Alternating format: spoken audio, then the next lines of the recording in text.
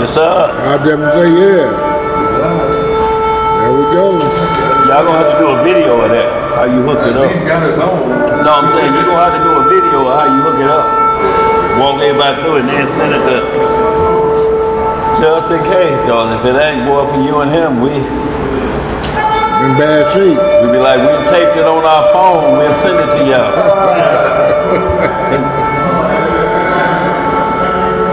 Like he said, I used to make mixtapes with it over cassette. Right. We were just talking about that. Yes, sir. How that boy do that? Hey man, shoot. Catch it just right and 2 recorders. Time has got to be perfect. Got to be perfect, you know. You know, when that Tom Tom Club come out with that Genius of Love, Yeah. that was the joint. Yeah. Yeah, you catch it right in there. Oh, we live? Yeah. Okay, we live, And y'all. don't stop the music, see. All right, y'all. Y'all know how we do it, y'all. Shabbat Shalom. Shabbat Shalom. Shabbat Shalom to the worldwide family. Peaceful Sabbath today, y'all. Y'all know how we get down. We turn toward Holy Jerusalem, as recorded in 1 Kings 8th chapter, Daniel chapter 6, verse 10. Y'all, men ought to uncover their head when praying or prophesying within the assembly. Women ought to cover their head when praying or prophesying within the assembly. That's right. Something happened? Oh, okay. Yes, sir. Yes, sir. Y'all, we want the Most High to lift us up high, y'all. And we're reading that from the instructions in 1 Tim chapter 2, verse 8, y'all. And with that, y'all, we get this prayer on, get this feast going. All right, family. We're going to get this opening prayer. And it's with the Most High's permission. And in the name of His only begotten and beloved Son, our uncrowned King and our Lord and Savior, Yahushua HaMashiach. But we know Him as Jesus the Christ, y'all. Long live the King. Long live the King. Reading in the book of Psalms, in the 43rd chapter, it reads, Judge me, O Yah, and plead my cause against an ungodly nation. O deliver me from the deceitful and unjust man. For thou art the Elohim of my strength. Why dost thou cast me off? Why go I mourning because of the oppression of the enemy? O send out thy light and thy truth. Let them lead me. Let them bring me unto thy holy hill and to thy tabernacle. Then will I go unto the altar of Yah. Unto Yah my exceeding joy. Yes, sir. Yea, upon the harp will I praise thee, O Yah my Elohim. Why art thou cast down, O my soul? And why art thou disquieted within me? Hope in Yah, for I shall yet praise him, who is the health of my countenance and my Elohim. Hallelujah! Yes, sir. All right then. Yes, sir. All right, y'all. Peaceful Sabbath once again. Today's lesson, spiritual lawful neighbors. Y'all, we really need to understand what that means, because the Most High speak a lot of these two great commandments. And that's love the Lord with your whole heart, mind, body, and soul. And love your neighbor as yourself. Because the problem is we got to find out who our neighbor are we being neighborly like we should? Because it's only described a neighbor as a person that do a certain thing or keep a certain thing. So y'all, we want to get some understanding on that today, but like we always do, we always ask, is there any questions or concerns? Anything on your heart, mind, or soul you want to get off? You know, this is Bible class. That's right. So you raise your hand just like we're in class, y'all. Ain't no scripted nothing, on the fly, instant in season, out of season. Yes, sir. So y'all know how we get down. But first I want to send shouts out. We got family in the house, y'all, all the way from Alabama. We got Ock William in the house, and Sister DeBoer, all the way from Alabama. And we want to send shouts out to Kenitria, y'all. Did I say that right? And Baby William. That's right. Shalom, y'all. Yeah, they made it in Shabbat safe. shalom. They here safe. So shouts out to y'all. Also, y'all want to send shouts out to my Aunt Carlos down there in Texas, y'all. He had to be admitted in the hospital, y'all. Just had a little bit of emergency surgery, but he on the mend. He on the way back. Good, but good. it was a close call. I talked to brother the other day. He said, look, his eyes bucked open. He told the wife, Mikael, he said, look, I got to head that way right now. So, y'all, it's understandable, you know, when these times you have to make a decision for yourself first. You understand? That's right. You know, so want to send shouts out to our Carlos. He doing great down there on recovery mode. Also, brother, the house of Uriah, Sister Hannah is scheduled to come home today. I'm not sure if she's made it home. She's already at home? I don't know if they're home, but these folks. Okay, yeah, the rehab will be taking place. Also want to send shouts out to Ak Ben Yahoo over there in the Middle East, y'all. Time has almost winded down completely. He said he's going to shout us out when he get on that plane and head back on this side of the world. So shouts out, y'all, and prayers is thankful, protected Ben Yahoo out of there. Also want to send shouts out to my Akaz, y'all, over there in Chicago, y'all. Still fighting a good fight. Right. Now, I was on the Facebook. And I saw somebody had posted that Ak Shiloh. I was gonna mention that Ak Shiloh, y'all know, sing 6,000 years. The song, I'm sure Jake will do him a tribute tonight as well as tomorrow. 6,000, yeah, you know what I'm talking about, Zed. Just to say hello. Yeah, that's the song. But Ak Shiloh, y'all, then left us, y'all, so we have hope in the resurrection. That's right. Hope to see that brother on that side. Want to send shouts out to G. Montgomery out there in King George. Shouts out to Ak Eric out there in Florida. Ak Patiel in Florida as well. And Sister Kathleen out there in Chesapeake. And also that Ak DH. Call him by his initials. Bomb initials, yeah.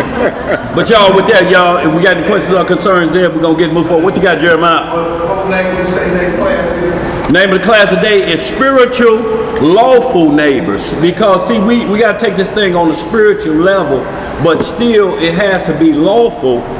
And then we have to determine who's a spiritual neighbor, y'all, because, you know, we got a lot of people that look just like us, but they're not our neighbors, y'all. That's right. You know, they have no spirit in them of what we're speaking of.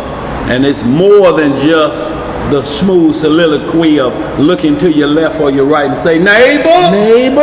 It's more than that, y'all. There has to be an understanding of what you got, LC. Say that again, bro. Oh, they do they now? Neighbor, huh? Yeah, y'all, they making it so easy, but y'all, that pushes you away from instruction because it's just like knowing your ABCs, but if they ask you to point out a C, you couldn't do it. You know the song. Right. A, B, why don't you sing with me? Right. Now take the first three letters of your name. Take them letters and tell us what it is. Be looking like. You know, his name Willie, but he's looking for man. How do I spell man? Because that's all you've been taught, y'all. Right. So we got to move this thing to a higher conscious level, y'all. Same law, but you don't have to be beaten and whipped down about keeping them. You know, because what grown man gonna get a whoop? 40, 50 years old, you getting whooped with a rod. No, y'all. You ain't the most high. Don't come near me with that. No. So y'all, with that, you got anything out there, Zeb? Anybody saying anything? So we're going to get right to it, y'all. Y'all know how we do it. We believe in the Bible from beginning to end, from Genesis to Revelation. Every word of it is pure. And it is 100% tamper free. That's right. So if you will, before we get started, give me the word contradiction out of there so we can get moving and we understand this law, because it is truth. And there can't be any contradiction with truth. Either you there at 2:05 or you're not. Right. That's the truth. Either you was born at this time and the doctor smacked you on your rear, or it's a lie. One or the other. Truth is not contradictable. It's an absolute. Either it is or it ain't. And y'all, we believe these truths from our high priest and our only high priest after the order of Melchizedek, Yahushua Hamashiach, locally known as Jesus the Christ, y'all. And we understand everything after the Melchizedek order that it applies for male, female, rich, poor, free, bond, Jew, or Gentile. These laws, you must cover every angle for every individual. Because if he send you a light to be the Gentile, then that must mean they included, and what we're talking about is being included in doing righteousness. Because if you're just a light and everything else around you is dark, that's going to soon overpower you. You want that contradiction? Yes, sir. Contradiction. The act of contradicting, the state of being contradicted, a denial. A what? A denial. Inconsistency. Inconsistency. Yes, or discrepancy. Something that contains contradictory elements. See, you can't have holy on this and say it's got contradictions in it. This means set apart. That's right. It means pure and set aside, holy and righteous. And we're going to go over a few things so we can get some understanding on this today. So you clearly, shalom, sister boy. So you clearly understand it's impossible for contradictions to be in this book. Because if it is, then we got to put it down. Because now it's lower than every other book out there then. Right. It's full of truths you can't trust. And truths you can't trust are called lies, ain't it? That's right. Let's get some more. Yes, more of that? No, the next one is contradictory, but it's pretty much the same. Unless you want it? No, I don't want it. We good enough. Everybody I think got a clear understanding of what it means. Holy Bible, not tampered with Bible. Be a man and scratch holy off of it if you believe it's tampered with. Contradict. Let me get back in there and get that for you, sis. And we also, y'all, we got two words that we'll be dealing with within the spiritual lawful neighbors. It deals with the clean and the defiled of your neighbors. We're going to run to this over and over and over again. Unclean and defiled. What makes us that? And how do we make sure that we don't become that around our neighbor? I can get this contradiction. Go ahead, bro. Contradict. To assert or express the opposite of a statement. To deny the statement of. Right. To be contrary to. Be inconsistent with. To utter a contradictory statement. Y'all see that? Scott Pink. Shalom, Elisha. Scott Pink. Yeah, right. Like saying the sky pink and you see it's blue. Yeah. When they blue, they pink. Yeah, right. You're just being contradictory. Yeah. It just ain't got nothing else. Just ain't got nothing else to do. You can't see it. No. Crazy talk. Shalom, Elisha. Y'all, so with that, y'all, we're going to get rolling. Let's get right to it. Matthew 7th chapter. Y'all, because everything plays into how to treat your neighbor spiritually, y'all. We ain't talking about all that. And we're going to get into some Leviticus 19, some Leviticus 20, so you understand what was meant for the high priest and what was meant for the common people. Because there was the assembly of the people, and then there's the assembly of the Most High. There was two different groups, y'all. So you can't reach into a law that's meant for the high priest and apply it to the common man, so to speak. They were set apart differently. That's right. Aaron and his sons were what we call set apart from the common people, from all the other 11 tribes. They were a special inheritance to the Most High. Once you understand that, that separates him from, it don't make him a less sinner. He just has a job that was applied to his tribe. Just like gifts are passed out to each other, each different brother. And y'all, we got to stay in our lane. What you got back there, LC? Say again, bro. Right, absolutely. The Most High is their inheritance because they were special unto him, just like the Messiah is now the high priest of the order of Melchizedek. We can't go through nobody else. We can't give nobody else that level of respect, or you through. There ain't no other way up to the Father but through the Son. Everything else is a thief and a robber. So y'all, let's get busy. Matthew chapter 7. Y'all, we get a little understanding today. Like I said, if y'all got any questions or concerns, shout it out. Y'all, but we're going to get some understanding on this neighbor situation. Because, like I say, it's greater than just looking to your left or right. Neighbor. All right, family, we're going to be reading in the book of Matthew, chapter 7. And we're going to start the reading at verse 1. Yes, sir. Let's get some understanding, family. Judge not, that ye be not judged. See, and it says judge, so you think you can't judge anybody, you can't judge me. It's true, only half of that. You can judge what's called righteous judgment about a matter, but we cannot put anybody into condemnation. That's right. We ain't got no lake of fire we created, do we? No. We're trying to keep ourselves out of it. So it said don't judge along those lines unless you ready to pay the same penalty. Go ahead. Verse 2. For with what judgment ye judge, ye shall be judged. And with what measure ye meet, it shall be measured to you again. Yes, sir. And why beholdest thou the mote that is in thy brother's eye, but considerest not the beam that is in thine own eye? Or how wilt thou say to thy brother, let me pull out the mote of thine eye? Right. And behold, a beam is in thine eye. And look, it's saying a mote is like a splinter. Yeah. And you got a beam in your eye. Y'all know what a beam is that run all the way across the basement floor? You got more than a splinter. You got one more. You got splinter more.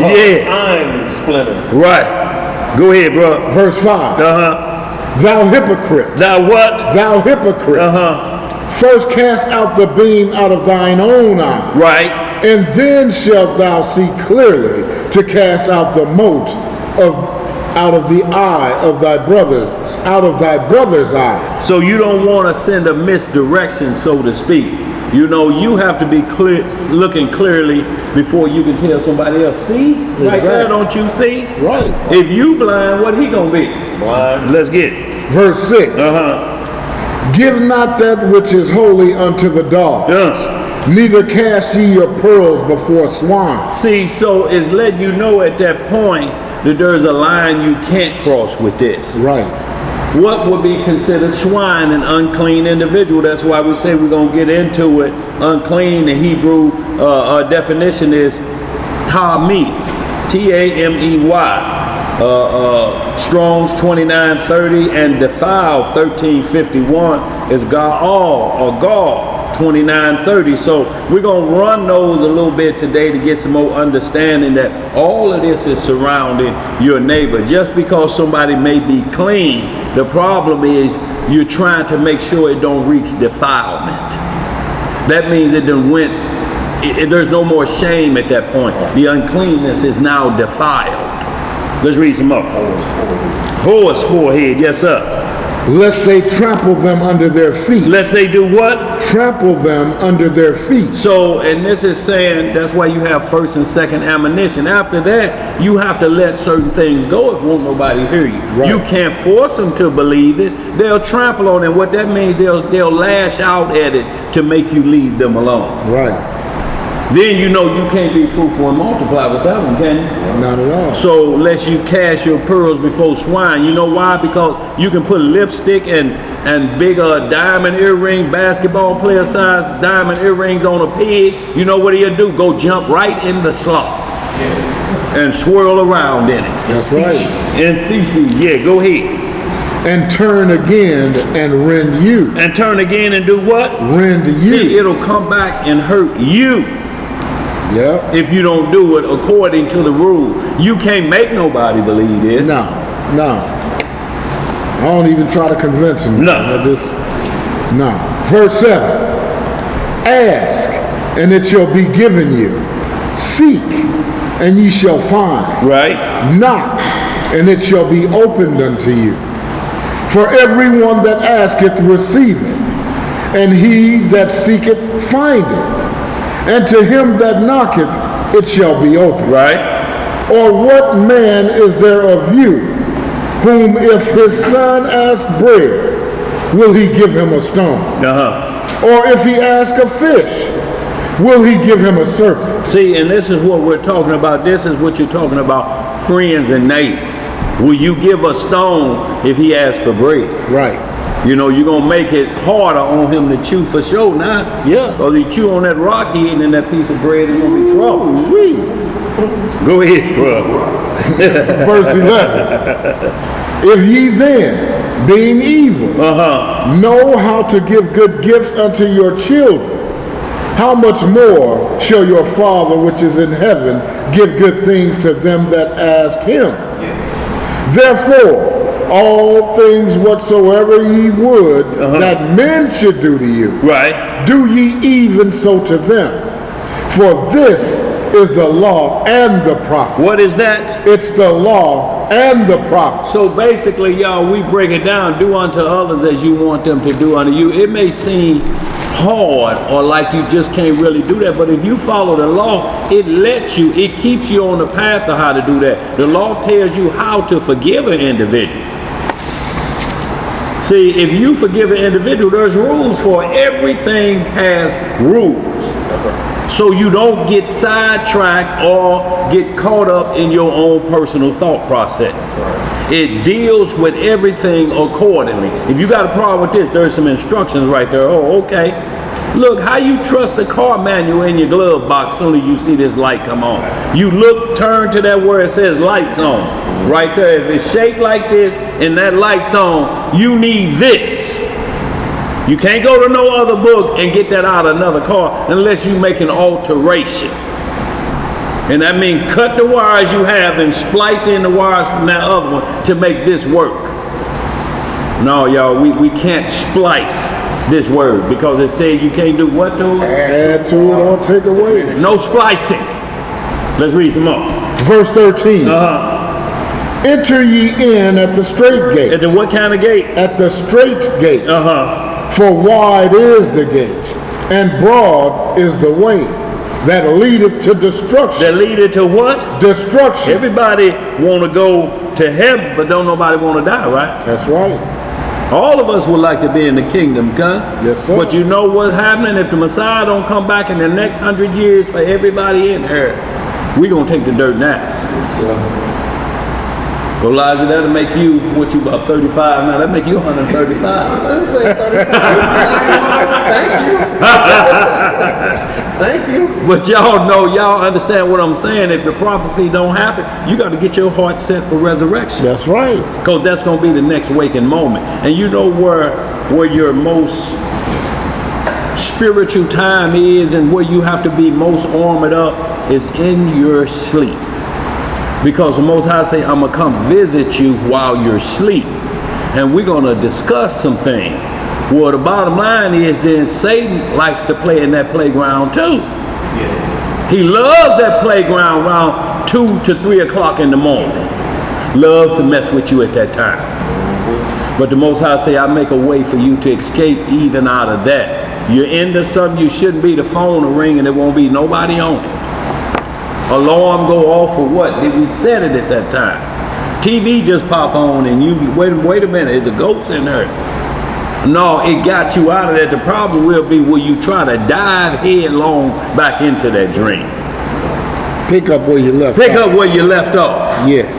Then we know you're becoming defiled now because you're teaching your soul to be crooked. See, this is what the conscience is. We're talking about the soul that has to live forevermore. This flesh gonna die. That's right. We smell it every day. We see how it's getting older. You can pull it and stretch it all you want, but you're gonna keep pulling and stretching. I don't know where this other mold comes from. Boy, look here. Say some vinegar and this will take it off of me, but it's some more coming. You can tell it's getting old. Like you see a newborn, 3-4 months old, you can bite on their skin like that, on their foot, everywhere. You bite on yourself like that, it tastes salty. Let's read some more, y'all. Verse 13 again. What does it say? Enter ye in at the straight gate, for wide is the gate, and broad is the way that leadeth to destruction, and many there be which go in thereat. See, many there be. So many usually mean more than the majority. So y'all, when y'all see people chasing after these things, y'all look for the many. It's going to be a whole gang of them because they're looking for something for nothing. A quick route in. You know, maybe I can get the hook up to the kingdom at the back door. Moses.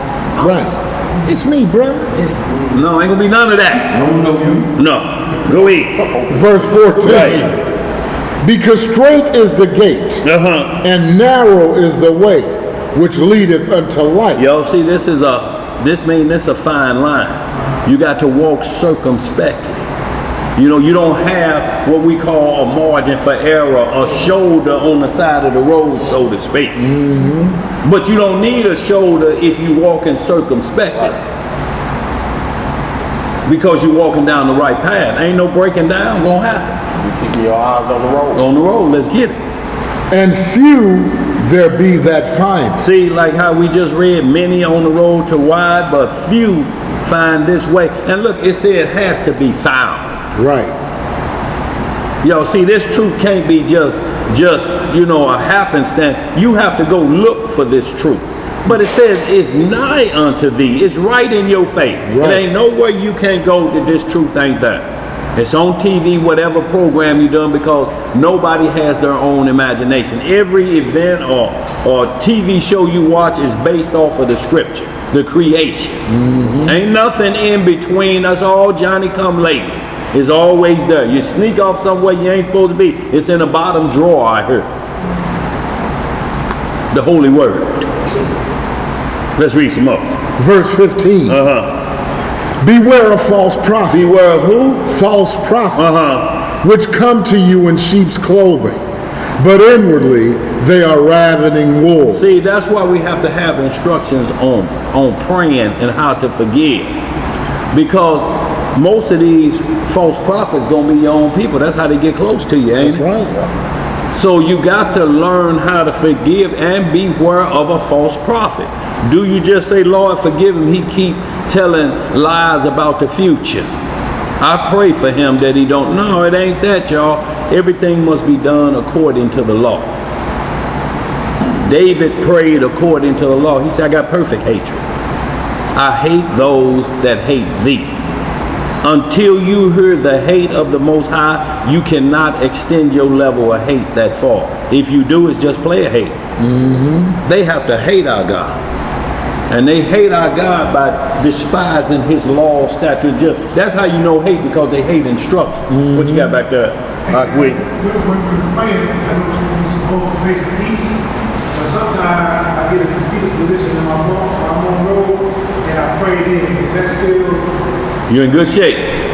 Because we had Akshamai down here last week. He said he'll whip a U-turn in the middle of the highway, so he can be, if he going west, he gonna turn it around. I'm like, or he said he'll just be looking through the rearview mirror. I'm like, no, we can't ride with you. No, look.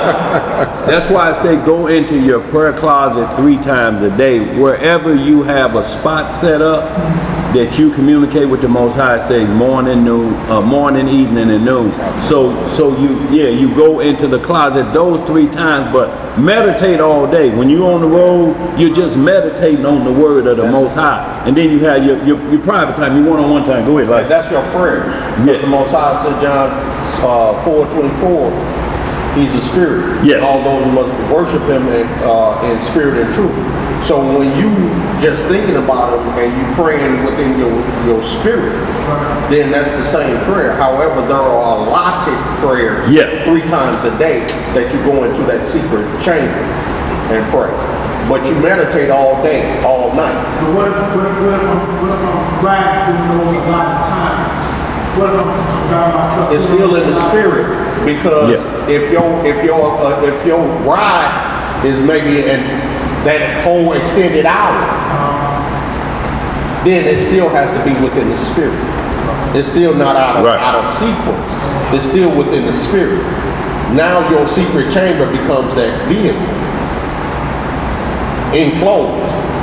You see what I'm saying? And Satan still can't come in there. right. Long as you have it enclosed. So that becomes your closet space for that moment. That's right. Because this is the only time when you close the door, that means it's off limits to Satan and his demons' ears.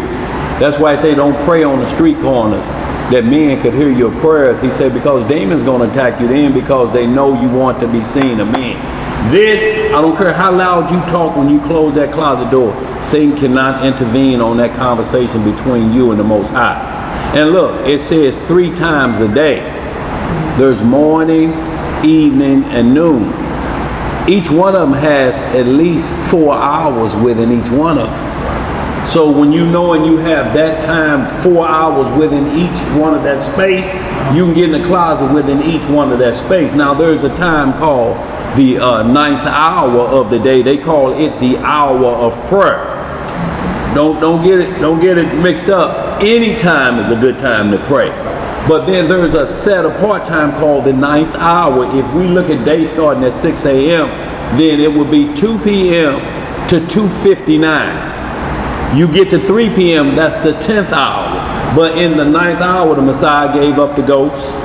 You read in Acts 1, it was about the 9th hour. It's called the hour of prayer. Now think about this. The 4th watch of the night, same time, 2 a.m. in the morning to 3 a.m. But Satan likes to come and interrupt those prayers at that time because you don't have your friends around with you. You ain't got your tough buddies. And then he come in there and say, what you praying about? Didn't I tell you to be quiet? And then he'll sit on your chest. And that's when you got to holler even more for your help. Y'all, that's when you know the Most High has your back, when he comes to you and deliver you when you're defenseless, because you can't tell nobody else. Can you reach for that pistol in your dream? And what is it going to do anyway but blow your own brains out? Right. You're going to blow your own brains out. But when you're in there and you're defenseless, and the next thing you know is the resurrection because you died in your sleep.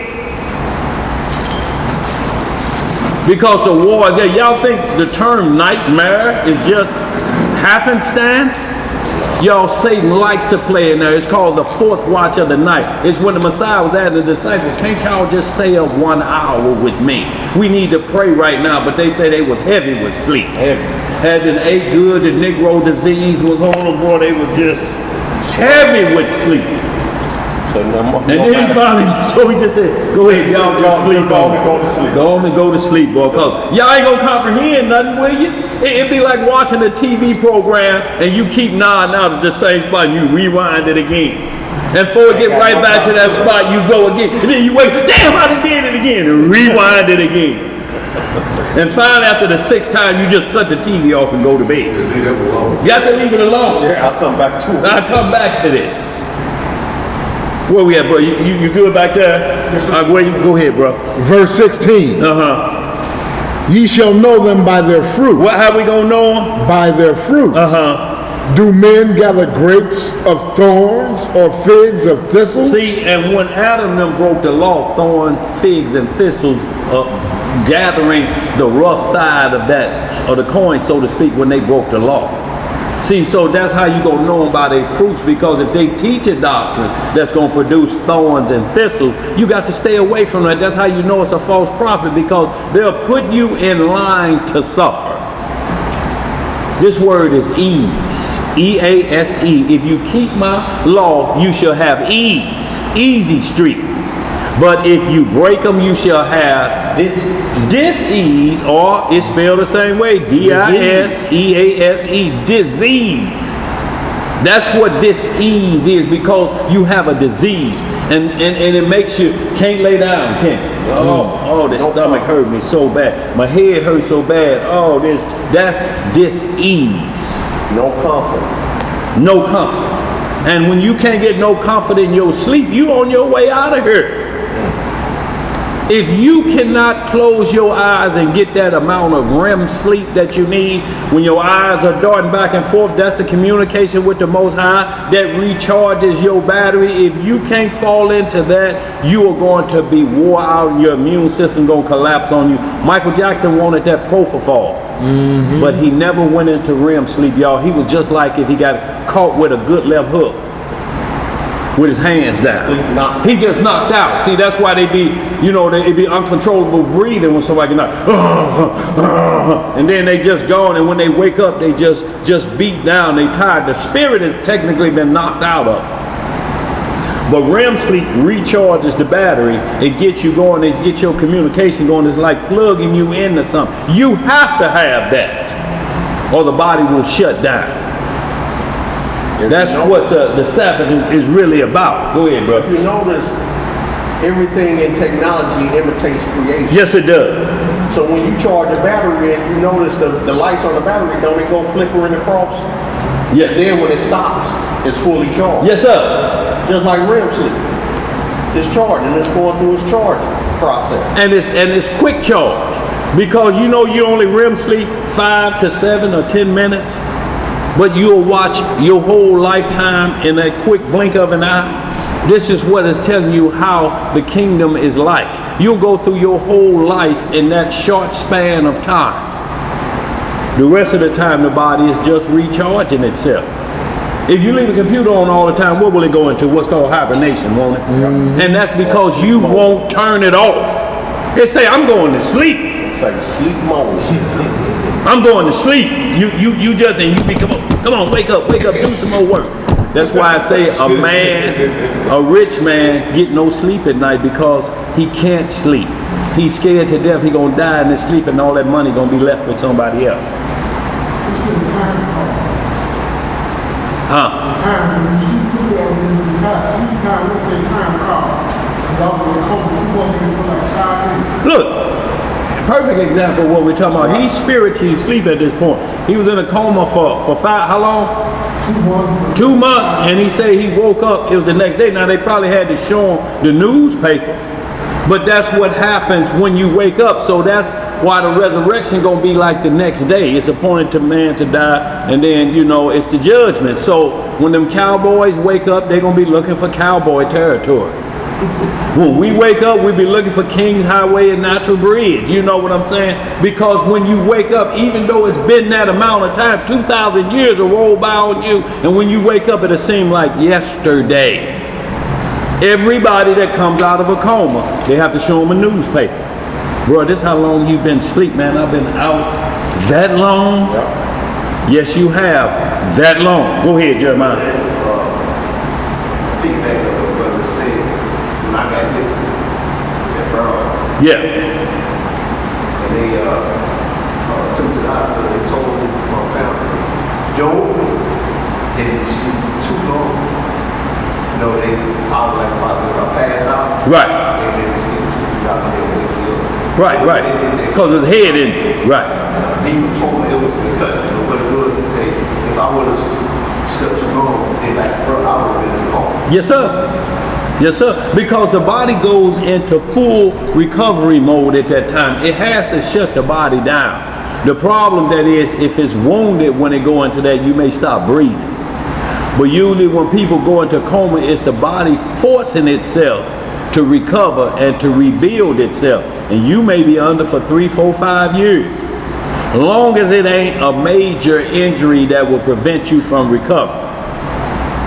You know what I'm saying? If it's something like that and it's destroying organs, then you won't be able to recover. You just go ahead and check out in your sleep, and the next waking moment is the resurrection. And they couldn't give you nothing, you know, like no medication, nothing. Right. What they did was they really attacked me. My skull was swelled. Right. You know, and they didn't want no blood, you know, blood clotting up and all. But it lasted 2 years. Yeah. 2 years. 2 years, y'all. And look, that ain't no time when you really thinking about how old you are. Your body been building itself for that long. Up until you, what, 25, 26 years old, your body's still growing and filling itself out. At that point, everything else after that is recovery mode. You have to recover. Your body has to recover. But when you in them growing stages, you can have injuries and technically grow out of an injury. Can't do it now, boy. See if you can get out of them. See, we used to have back in the day, they didn't have these fancy crooked feet shoes. We had shoes, they was white, and they had braces on the side of them would go up to your knees. See, you naturally would grow out of them and start running, wouldn't you? As long as you still in the growth spurt. But you try to kick out of them now at 50 or 60 years old, you get about 2 steps, you be falling like a white woman in a scary movie. Let's get it, y'all. Where we at? We're at verse 18. Yes, sir. The book of Matthew in chapter 7. A good tree cannot bring forth evil fruit. Neither can a corrupt tree bring forth good fruit. See, and what we're talking about, he says, not what goes in a man that defiles him, but what comes out. A good tree, it cannot produce bad fruit or law coming from out of it that's rotten. It cannot. It's impossible for it to do it. But what does it say about the other tree? Neither can a corrupt tree bring forth good fruit. Every tree that bringeth not forth good fruit is hewn down and cast into the fire. See, that's the final result of it, because it's telling you it's what comes out of a man that defiles. See, a lot of Sunday doctrine will say then that means I can eat whatever I want to eat then. If it don't defile me, what goes into me. The problem is, if you eat a plate of ham hock helper and you're saying it don't defile me going in, then what will make it defile you coming out? I mean, it has to be because the script's still there. It's what comes out of a man that defiles. So ham hock helper going in don't defile you. It's only when you sit on the toilet stool, it don't make sense, do it? So it's telling you if law breaking comes out, because y'all, this is what governs the soul. That's right. The law that we're under now, the letter of the law was to govern the flesh under error, to get this right, to keep this in check, that where you don't have to have a sign that say, don't touch that, that's hot. How many times you got to touch it before you have to keep doing it? Ow, that's the 4th finger. And then tomorrow, ow, let me read again. Don't touch it or all your fingers will be burnt. When you gonna get to understanding, y'all? When we gonna be mean and grow up in women and understand nobody have to keep directing you? When is that light gonna dwell in you and you meditate on it all day, y'all? And that's what gives us growth on the inside, y'all. And that's where we just gotta be. But we have to be that to be to our neighbors. See, that means you knowing your brother, you know his situation just like he knows yours. You may not know personal thing, but you know enough that this my brother, and if he call me, I know he need me. Likewise, if I call him, he know I need him. We know those things about our brothers and neighbors and sisters. But you can't have that and then say, well, I was told to pray for my enemy. I thought I could trust him. No, the script don't tell you that, do it? Don't tell you. A snake is still a snake, ain't it? That's right. If you find a poisonous snake in the cold, shivering in the snow, and it lets you pick it up and bring it home and put it in front of the fireplace, and you go get some milk and it's eating, and you like, I done helped this snake out. Then you go to pet it and he bites you, and you like, what's wrong with you? Why you do that? I'm a snake. I'm a snake. That was your choice to bring me into the house like that, Cole. If I did bite you, something wrong with me. Something wrong with me, right? Absolutely. This evil tree, why would you bring that evil tree into your home? So y'all, in like manner, we have to understand why the title snake means what it means, and he compares things to it. The Most High only compares behavior to certain things, so it sticks up here. If I'm gonna tell you earthly things, then I'm gonna tell you spiritual things. If you can't understand simple earthly things, ain't no need us going this route. Ain't no need us going this way. If 2 + 2 ain't 4 to you, and you in the 12th grade now, something's wrong. Oh, sure. Ain't no need going back to the principal office. Where we at? Verse 20. I think you can hold that. Okay, go ahead, hit that 20 yet. Wherefore by their fruits ye shall know them. Let's speed this up a little bit. James 2:8. We're going to hit Romans 13 and 10, y'all. Then we're going to get into the instruction manual of how to love or to be part of the greatest part of your neighbors, y'all. We got to take this off of the flesh side.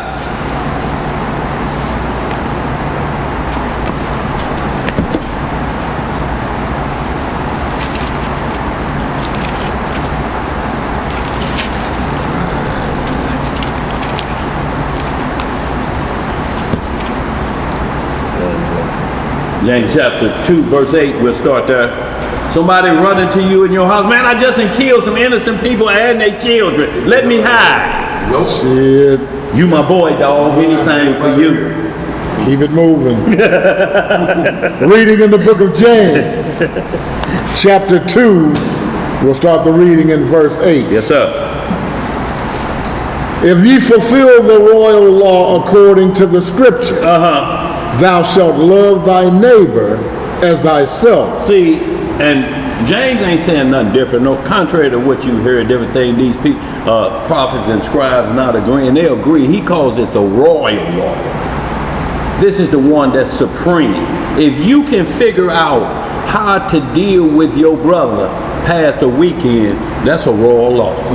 Look, because you're going to start off in the kingdom at 1,000 years. You can't do the weekend.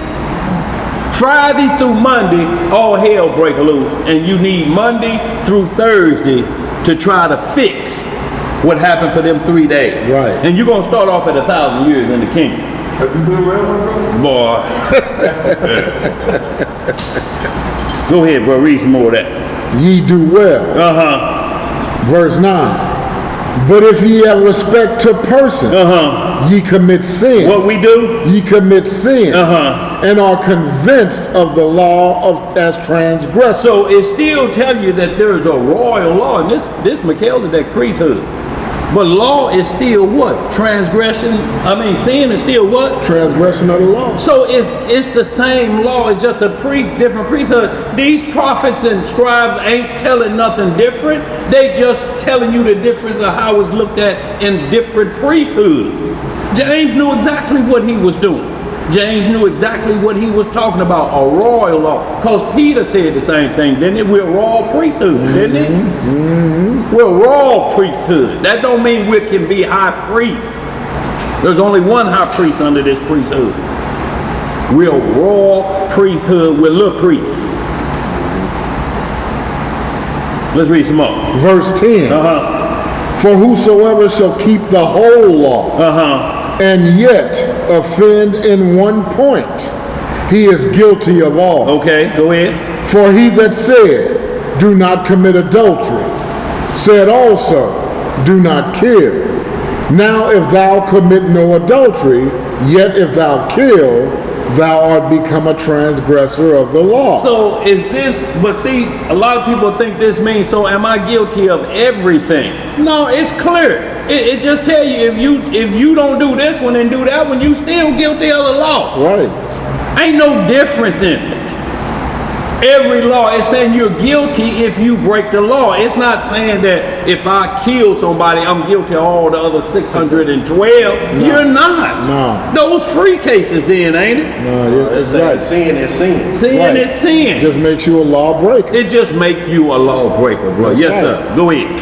Verse 12. So speak ye, and so do, as they that shall be judged by the law of liberty. By the law of what? Of liberty. See, in liberty, the law of liberty, we get freedom to express ourselves, but it's freedom with restrictions. There's lines we just can't go across. Same lines your mama gave you when you went out the house. If they call her about you done killed somebody and still don't call her. Ain't that what they say? Don't call what you call it, lose this number. Right. Ain't nothing I can do for you. Go ahead, what else to say? Verse 13. For he shall have judgment without mercy. Right. That hath shown no mercy. Right. And mercy rejoiceth against judgment. See, and that's what we're talking about right here. Once again, the judgment, like we start off in Matthew 7. For he shall have judgment without mercy that hath showed no mercy. And mercy rejoiceth against judgment. Why does it rejoice against judgment? Because mercy is a pardon. It basically wipes the crime away. And perfect example, that give me some 2 Samuel real quick. Hold that so we can get some understanding of judgment and mercy and understanding how the Most High works. Give me some of that 2 Samuel real quick. David and 2 Samuel 12. When Nathan came to David, now mind you, Acts 13:22, the Most High said David had a heart like mine own. So, no, it don't mean the Most High committed sin because David did.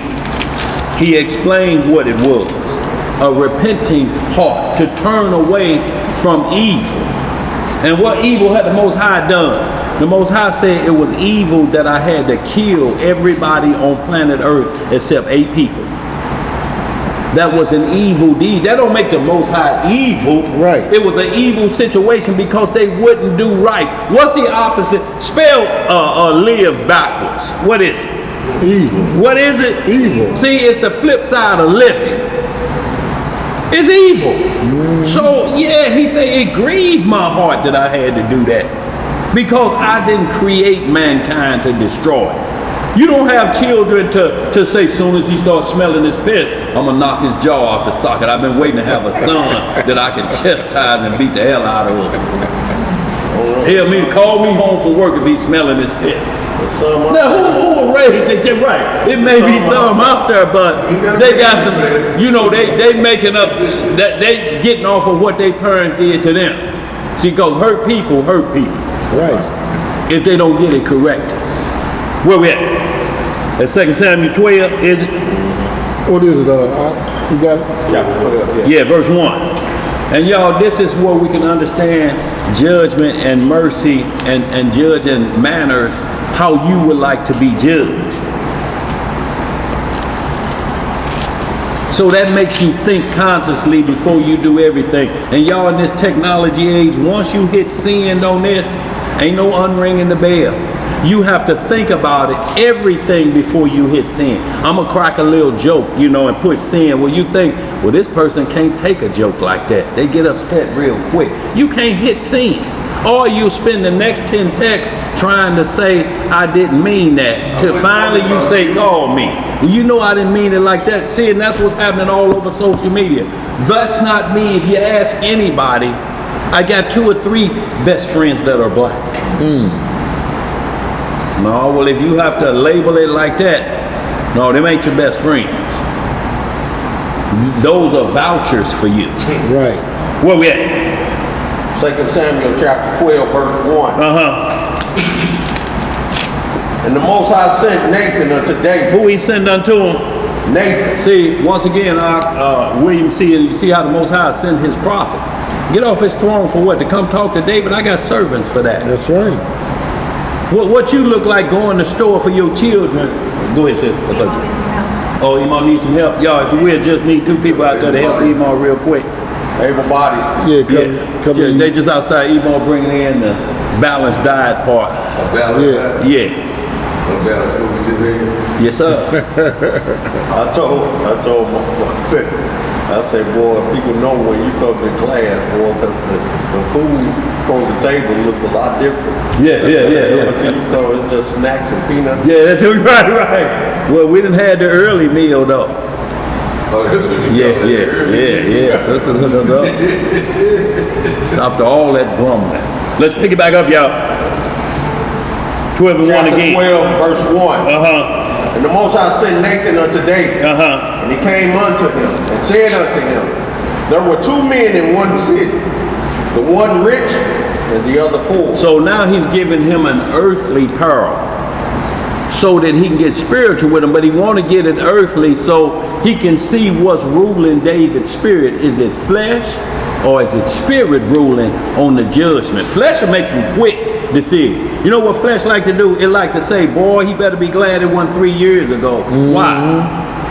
Only thing that means he'd be dead and you be in the penitentiary for the rest of your life. Yeah. That's all it means, ain't it? Let's read some more. Verse 2.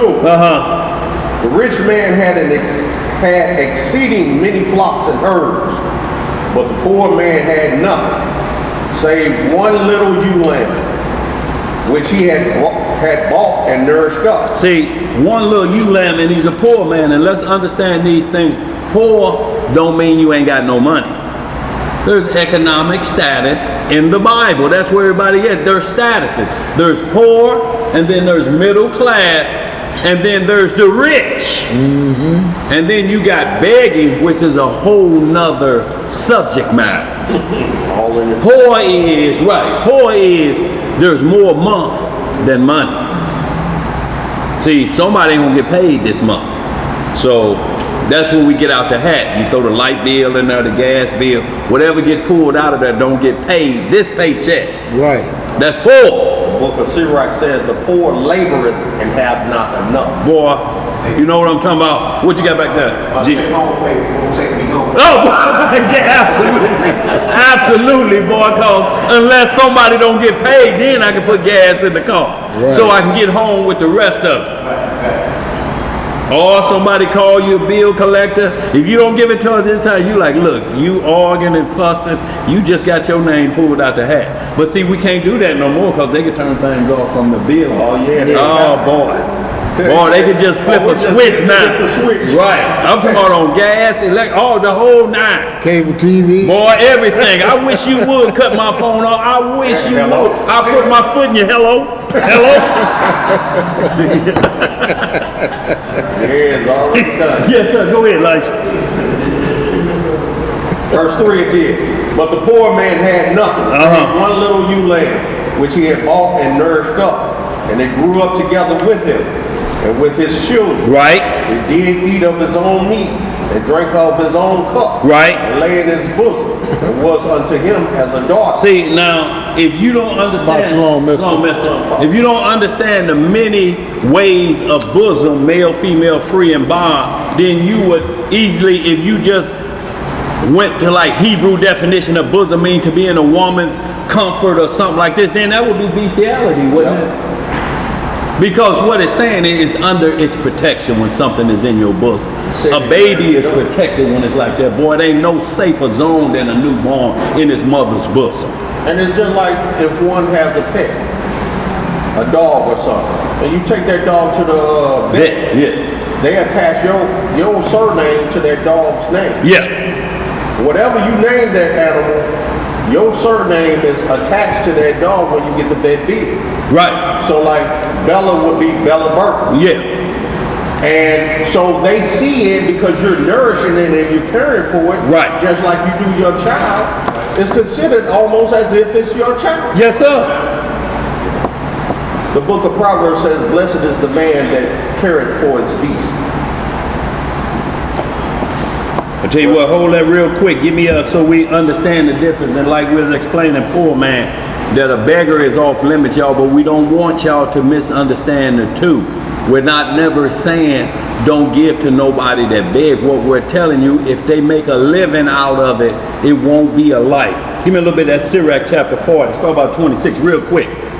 Just so we move forward, y'all, so we understand our neighbors, you know, so you don't get caught up. And then you be mad at yourself if you give somebody something and you see them right back out there doing the same thing the next day. You cannot be angry about your gift because then it has no mercy. You didn't give them the gift to be in control of it. Right. You can't give nobody the gift and be in control. I'm going to give you these $3 and you better not go in there and buy no pork. How you going to say that? Can't do it. That's not a gift, is it? No. We just read what the Messiah said, how you being evil know how to give good gifts. How much more your Father? You better not go in there and buy nothing to drink. Who you going to tell that and give them money to and going to drive off? And then you come back and he turning it up, flipping it, and getting $2 more. You be mad. Well, you're mad for the wrong reason. It's not charity. No. You felt like you had to give it to him. Then the laws become grievous to you if you give under them circumstances. You're like, damn, I got to give him something I can't. It don't say that. It said, make sure you look a man in the eye. And you can just do like this. No, I ain't got nothing. But you got to look at it. You can't just see him coming up to the car and do like this. Damn, where I got that? Look in the glove box over here. Damn, is he still standing there? Hey, go away now with that sign. Let me look. I'm looking for some. Oh, the light turned green. At least look them in their face and say, no, I ain't got nothing today. You're not obligated. Right. Like that one cat that was they put him on social media and everything. The one light-skinned cat that always act like he broke down and limping and everything. Yeah. But you see him, he used to stay down the street from Miriam's mom. Yeah. Man, you see him walking down the street just as Crazy Willie. Man, just as nice and straight and proper. But as soon as he hit that corner, boy, he broke down. Yes, sir. He put on the act, boy. Got a car and everything. Joe dude had a car around the corner. Just like if we just seen the movies, but we laugh at him, the bruh and the dreads, and then he pull off his dread wig and jump in the Mercedes. Pillow. Go ahead, bro. Read this. Sirach chapter 40, verse 26 down. So we get a different understanding, y'all, of the difference in begging versus being poor. Like we say, poor is an economic status. When you 2 checks from homeless, you poor. That's right. And that means the one you got to get next week is already spent. That one's gone. And then they're going to give you the one that's already 2 weeks that you had in the bank. That's it. Shalom, Imam. Shalom, Mr. Hey, Papa. About Shalom, family. How you doing, Papa? What's that Change.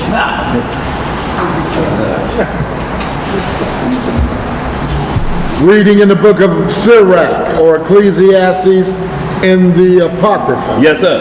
Chapter 40 and verse 26.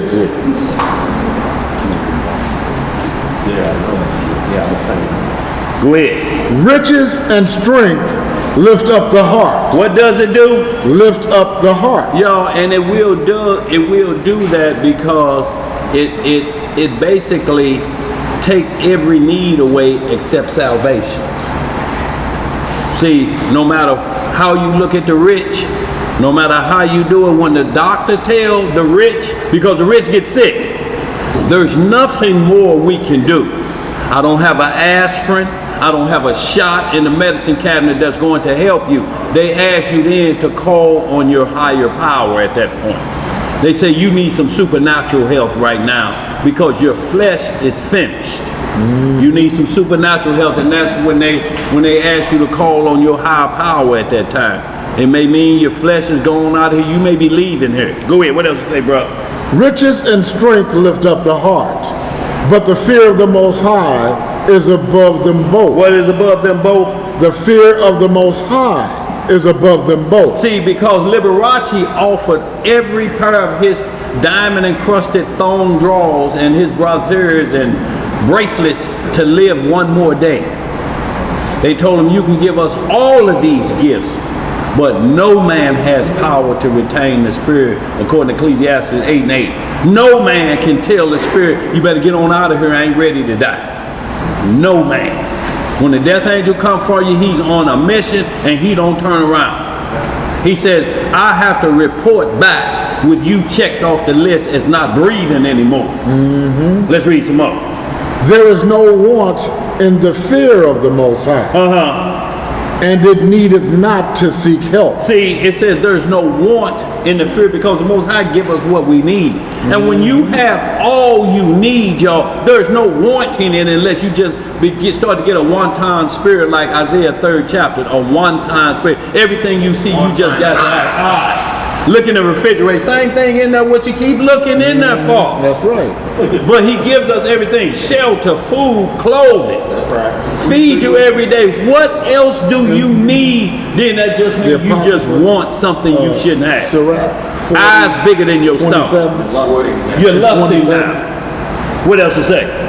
The book of Sirach, chapter 40 and verse 27. Okay. The fear of the Lord is a frightful guard. No, it ain't. The fear, oh, I'm tripping.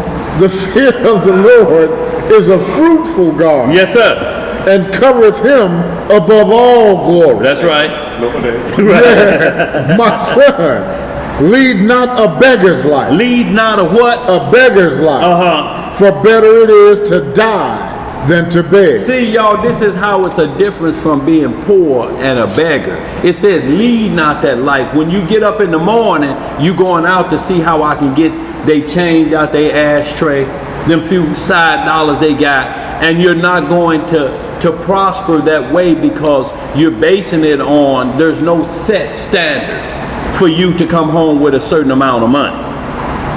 You know, so, and then it causes you to start writing signs that you know don't mean nothing, will work for food. You know that ain't the truth. No, not at all. Because when you pull up in the truck and say, jump in the back of here, see them bags in that rake, I just got it. Boy, I got about 10 bags and old lady done cooked some dressing and macaronis. You right here, jump out that truck before you make it to the next stop sign.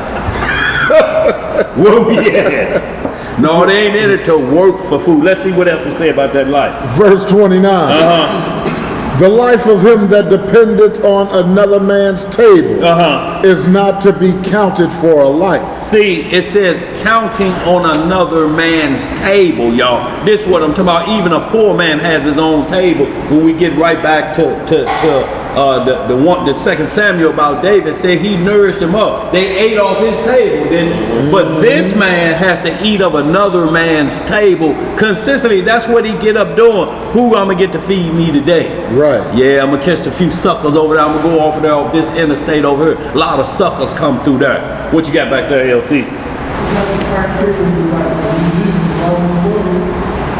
Is that the same thing? What? When the heathen loan you money? No, they ain't the same thing. They ain't giving you nothing unless they know you can pay it back. With interest. They want collateral with interest.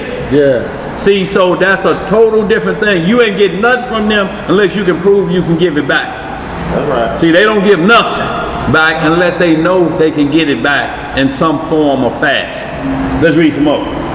For he polluteth himself. What does he do? He polluteth himself with other men's meats. See, you'll do anything at that point. You'll steal for them, you'll kill for them, you'll rob for them. Because they feed you, and that's how they like to lure you in. And they do it in ways that have you a beggar and you look like a millionaire. Or have you on stage in a 50-city tour and drop you back off in the project. With no money. You owe them. You owe them for touring. You owe them for your ensemble. Right. You got some of the food you ate. The food you ate, and you saying, "Wait a minute, I owe you." Yes, your next 2 albums should pay for it. No, they'll force you into a beggar's life because you know what? They pay with fame, not money. You want to be on this magazine? You want to be on the cover of this, but then you go back to that same covering where hell is that you join this to get out of. Where we at? Go ahead. But a wise man well nurtured will beware thereof. Right. Begging is sweet in the mouth of the shameless. Right. But in his belly there shall burn a fire. See, and y'all, this is what we want you to understand, y'all. We ain't disrespecting nobody or different thing like that, but if you get comfortable with your hands shaped like a cup, it's going to be a problem. Put something in it. Put something in it. Go ahead, Elijah. That's Sirach 31 and 4. Yes, sir. And that's the flip side of the poor, the poor. Sirach 31 and 4. What is it, Elijah? Sirach chapter 31, verse 4. And it reads, it says, the poor laboreth in his poor estate. What is the poor doing? Laboreth. So the poor at work, ain't he? That means labor means you working, right? Yes. Go ahead. And when he leaveth off, he is still needy. So it's saying that even though he's working hard, he still is not making enough. He still has needs. No, Michael. He's still trying to make ends Meat. But it's saying the poor man working.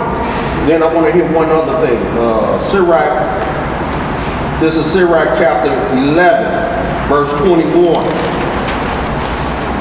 It says, marvel not at the works of sinners, but trust in the Most High and abide in thy labor. For it is an easy thing in the sight of the Most High on the sudden to make a poor man rich. Y'all see that? To make a poor man rich. But See, he has to labor. But he has to labor. He has to be going to work. Or you're going to have the flip side, you're going to have ill-gotten gain. And the poor man going to try to become rich another way, and it's just not going to work. Read that again. Read that one more time. This is Sirach chapter 11, verse 21.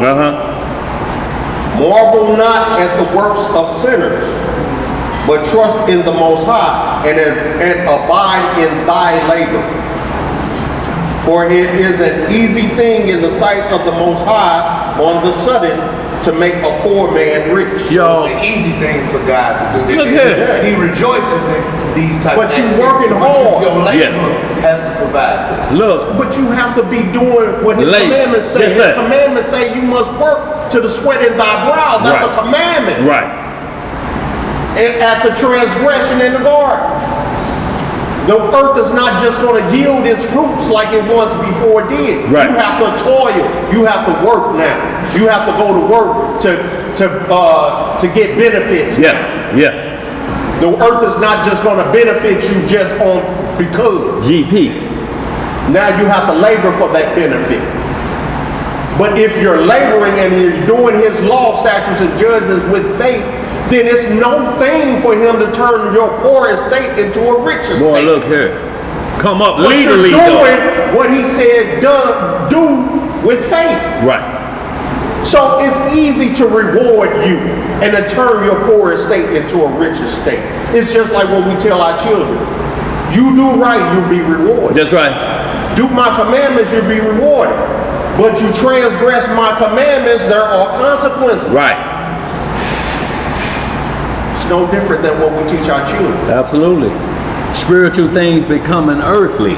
And then we have to just get back to the spiritual side after we learn it earthly so we can learn how to live around spiritual people. You'll be around angels, just hanging out with you on a regular, just like they visited Lot and Abraham, angels like that, y'all.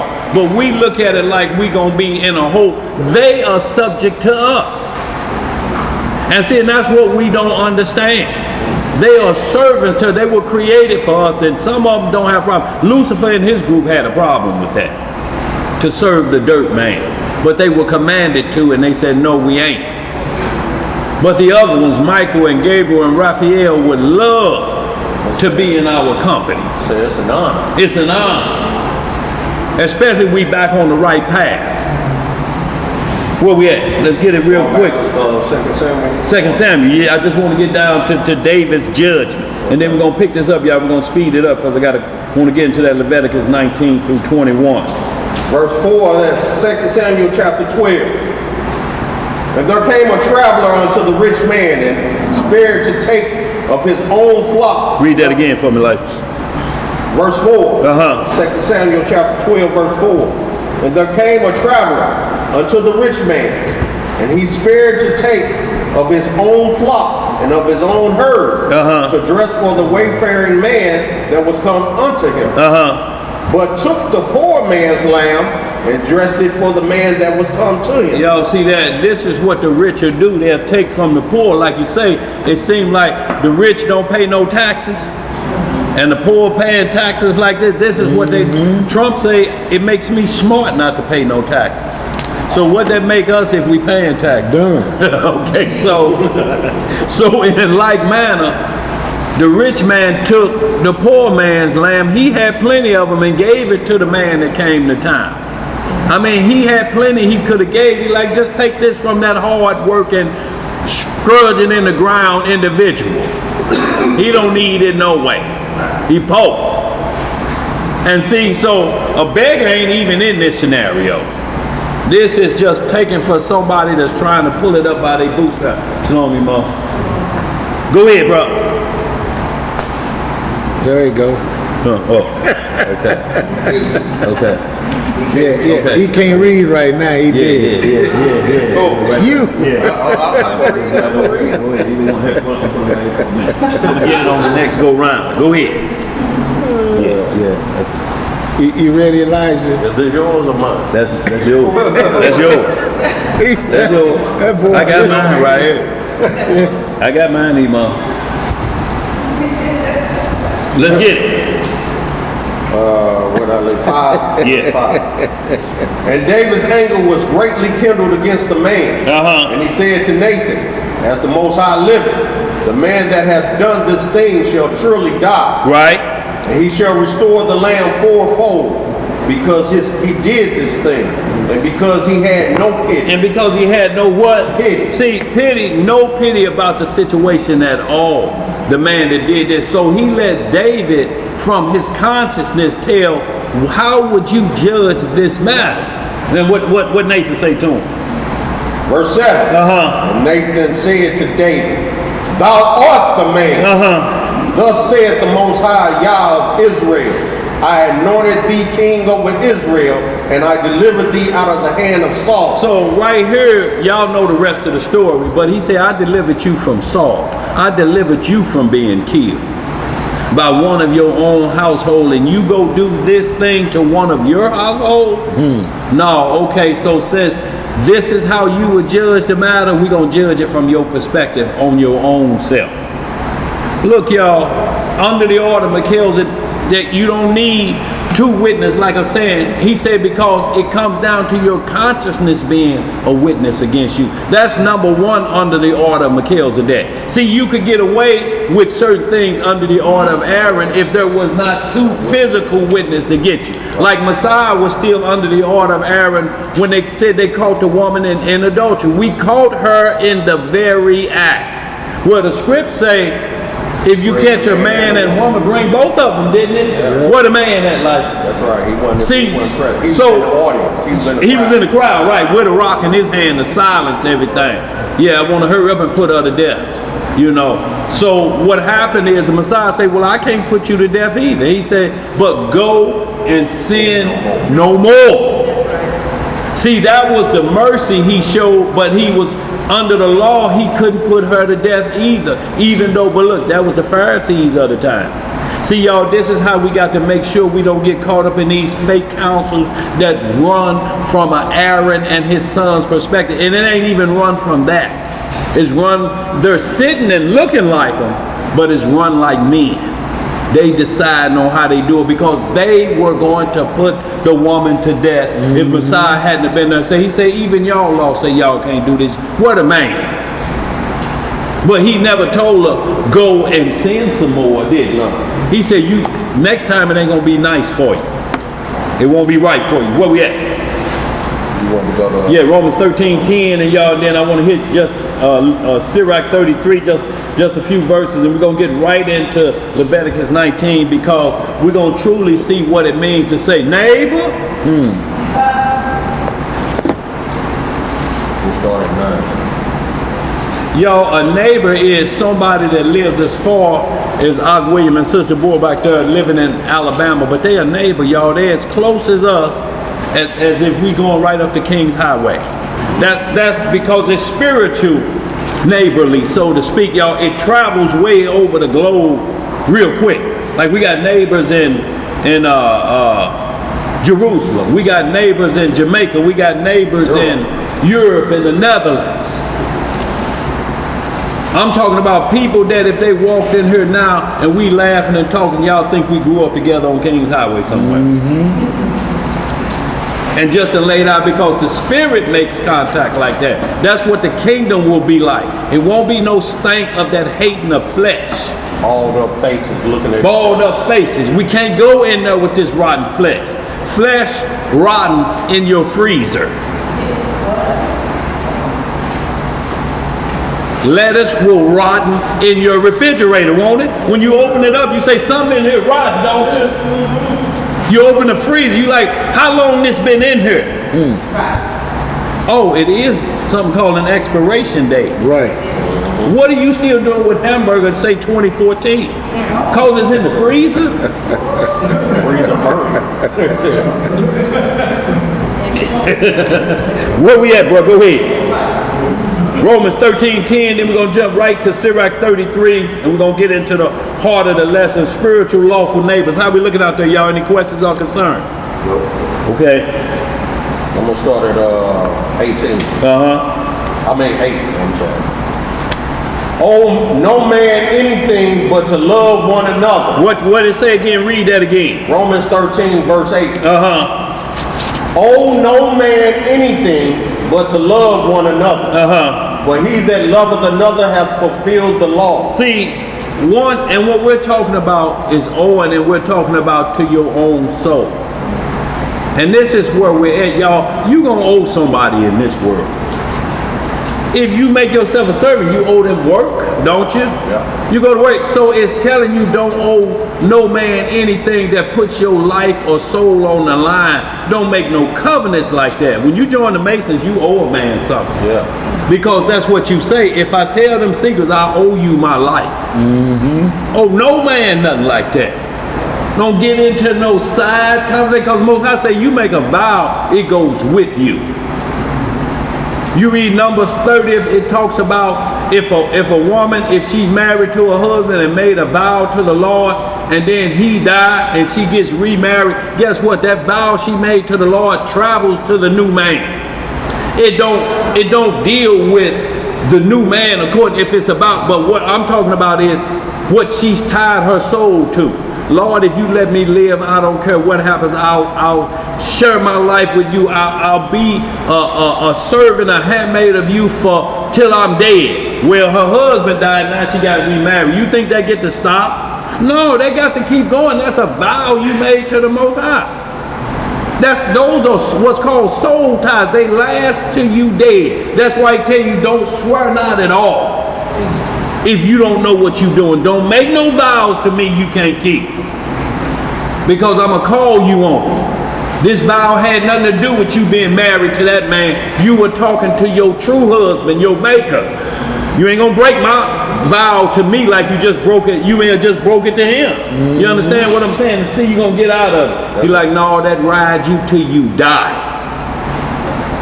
The Most High do what's called soul ties. That's why he say be extra careful on what you do. Don't swear to me unless you can stand on it with your life. Go ahead, bro.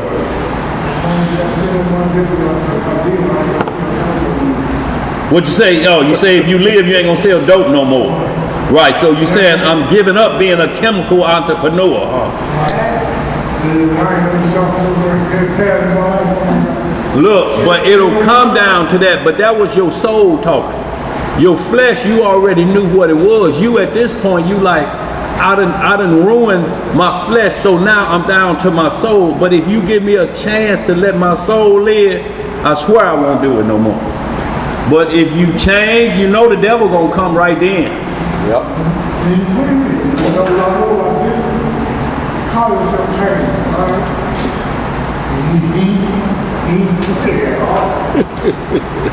Look, cause the devil gonna come. You know what he gonna say, man? That Colombian connection you almost got. They ready for you now. Yeah, but he just an informant though. And that's usually what happens when somebody go back to jail again. It's their best friend that came and lured them back in the game. And they trusted him. And that's what happens, y'all, over and over and over again, because you now what you're spread to him is you don't have to labor, get the quick, fast, easy money, and he done pulled you right back into it.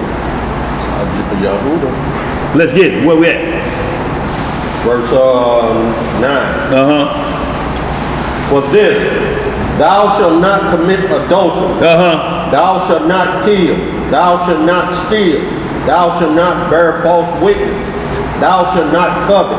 And if there be any other commandment, it is briefly comprehended in this same name. Thou shalt love thy neighbor as thyself. See, but how many felonies just was in here? Thou shalt not commit adultery, thou shalt not kill, thou shalt not steal, thou shalt not bear false, thou shalt not covet. And there be any other comprehension briefly saying, thou shalt love the neighbor. So it's not just saying that thou shalt love thy neighbor and it cut it off. It's just told you them 5 how you love your neighbor. You can't commit none of them against who you call your brother. That's right. None of them he just listed up there. That don't mean you just love like you think it just don't mean anything. It's that carnal agape love or we make up love. You know what I'm saying? No, none of that. It's saying if you don't do this, you love your neighbor. And I'm talking about somebody that practices the same doctrine you do. If you don't do that to them, you love them. You love them. Because you sure wouldn't want them to do it to you, would you? Right. Let's read some more. What else say, like verse 10? Verse 10. Love worketh no ill to his neighbor. What does it do, like? Worketh no ill towards his neighbor. Therefore, love is the fulfilling of the law. But love is the keeping of the commandments according to the scripture. Yes, sir. So there's no other way to get around keeping the commandments with your neighbor. You don't go outside of that. You don't have to be friends beyond that, y'all. And understand what we're talking about. Love like this. This don't mean you got to hug everybody you see. But you got to treat them according to the law. Some people are closer than other people. But all of them have to be looked at as the same when it comes down to this spiritual walk. Everybody is on the same playing field. Did the Messiah just wash Peter's feet? No. You say didn't? Yes. No, he washed all of them. All they feet, didn't he? All of them. And when they asked which one of us the greatest, he said neither one of y'all. He brought a little child in front of him. He said this the greatest in the kingdom because it's full of innocence. It's full of innocence until y'all get back to like y'all were in the mental like a child, innocent. That's what the kingdom is like. Ain't looking for no fault among your partners, your friends, to hold them hostage. Y'all don't y'all know that's to be held hostage when somebody lure you into something, you put your soul on the line. And then when it falls through, you want to commit murder. Oh boy, look here. Of yourself. Let's read some more. Where we at? Verse 10. 11. And that, knowing the time, that now it is high time to awake out of sleep. For now it is our salvation nearer than when we believed. I'm sorry. So we know our salvation is nearer because we're getting older. You know, when you start to get older, you start to take drama out of your life. That's right. If you an old man having drama, that's a problem. You get out with your Stacy's on and overalls and talking about, I wish you youngsters would. Right. And just start shooting in the air wildly. They say that old man crazy. Now, if somebody coming up on your front porch, I can understand in them Stacy's and overalls letting loose. Yeah. But just think you are like you was many years ago. Right. It ain't gonna be the same. No. Heavy starch. Boy, look here, starch. heavy starch and hope that arthritis don't kick in right when you get ready to pull your pistol up. Wait a minute. And don't be. Man, where did it lead at? Boy, after a shower from work, I have to put on that sword no more. Boy, look here. And don't be just wearing them Stacy's and them bibs with no shirt on, Boy, look showing here. your man nipples. Boy, look here. That's just bad, ain't it? Sirach 33, y'all. Just hanging on like Old chest hair looking like some burnt taco Look meat. here, yeah, some of it straight, some of it curled up. Yeah, boy, you a mess, old man. Right. That's what the script called an old fool that doted. That means you a player up in the club and you 70. Yeah. You ain't playing. You playing. Y'all terrible. Oh boy, you say. Sirach chapter 33.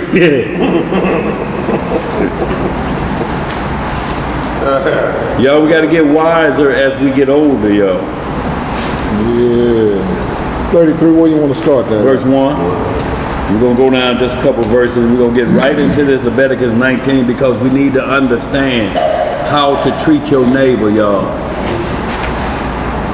Ariel, the business, please.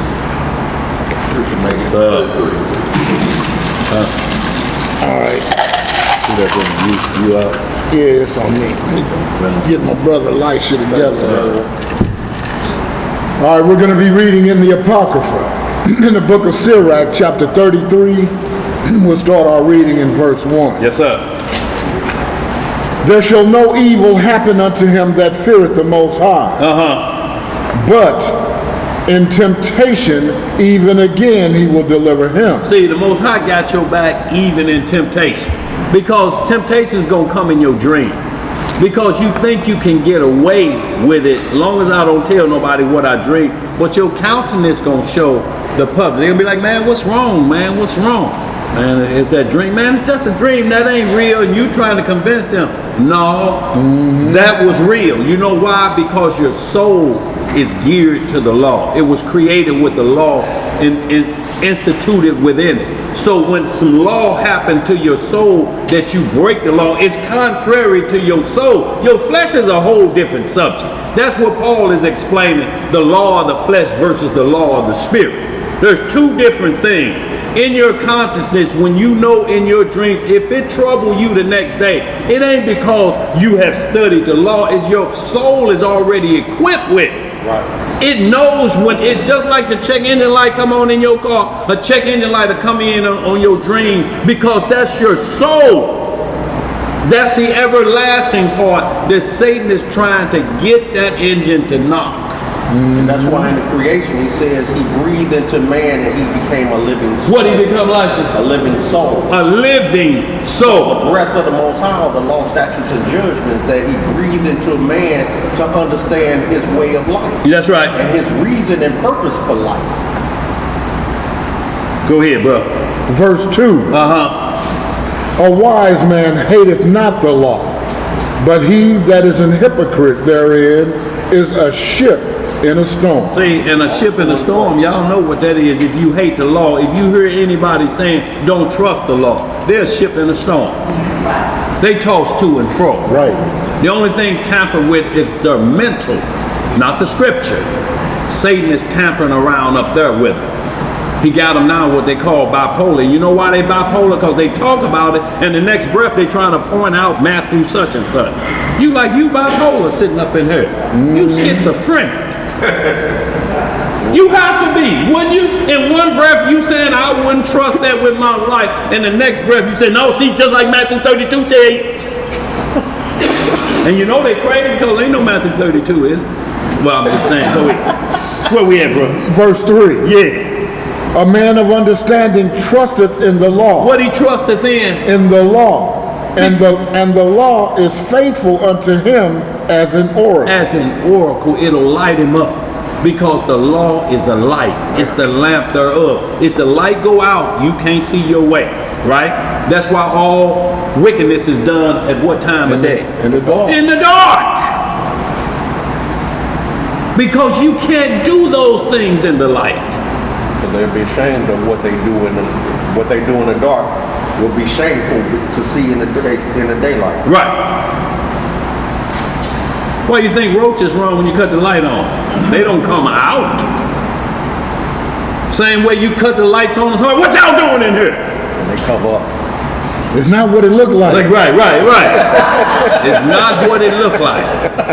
This is actually art. Both of us was naked, but soon as the man say he need the lights off to paint us. Right? Right. Yeah, right. Right. Go ahead, bro. Verse 4. Prepare what to say. Do what? Prepare what to say. and so thou shalt be heard, and bind up instruction, and then make answer. See, when you get to these fly-by-night teachers, it says you have to prepare what you're going to say. You have to study what you're going to do. You have to prepare a lesson. So when you prepare a lesson, you say, this is what I want to study on. You have to do that, and you have to have it ready for male, female, free and bond, rich or poor, Jew or Gentile. Because if your plan has an escape route and ain't nothing about Israel, we supposed to go back home. How do I get out of the penitentiary and I'm on death row to go back home? And then I'm on a free case.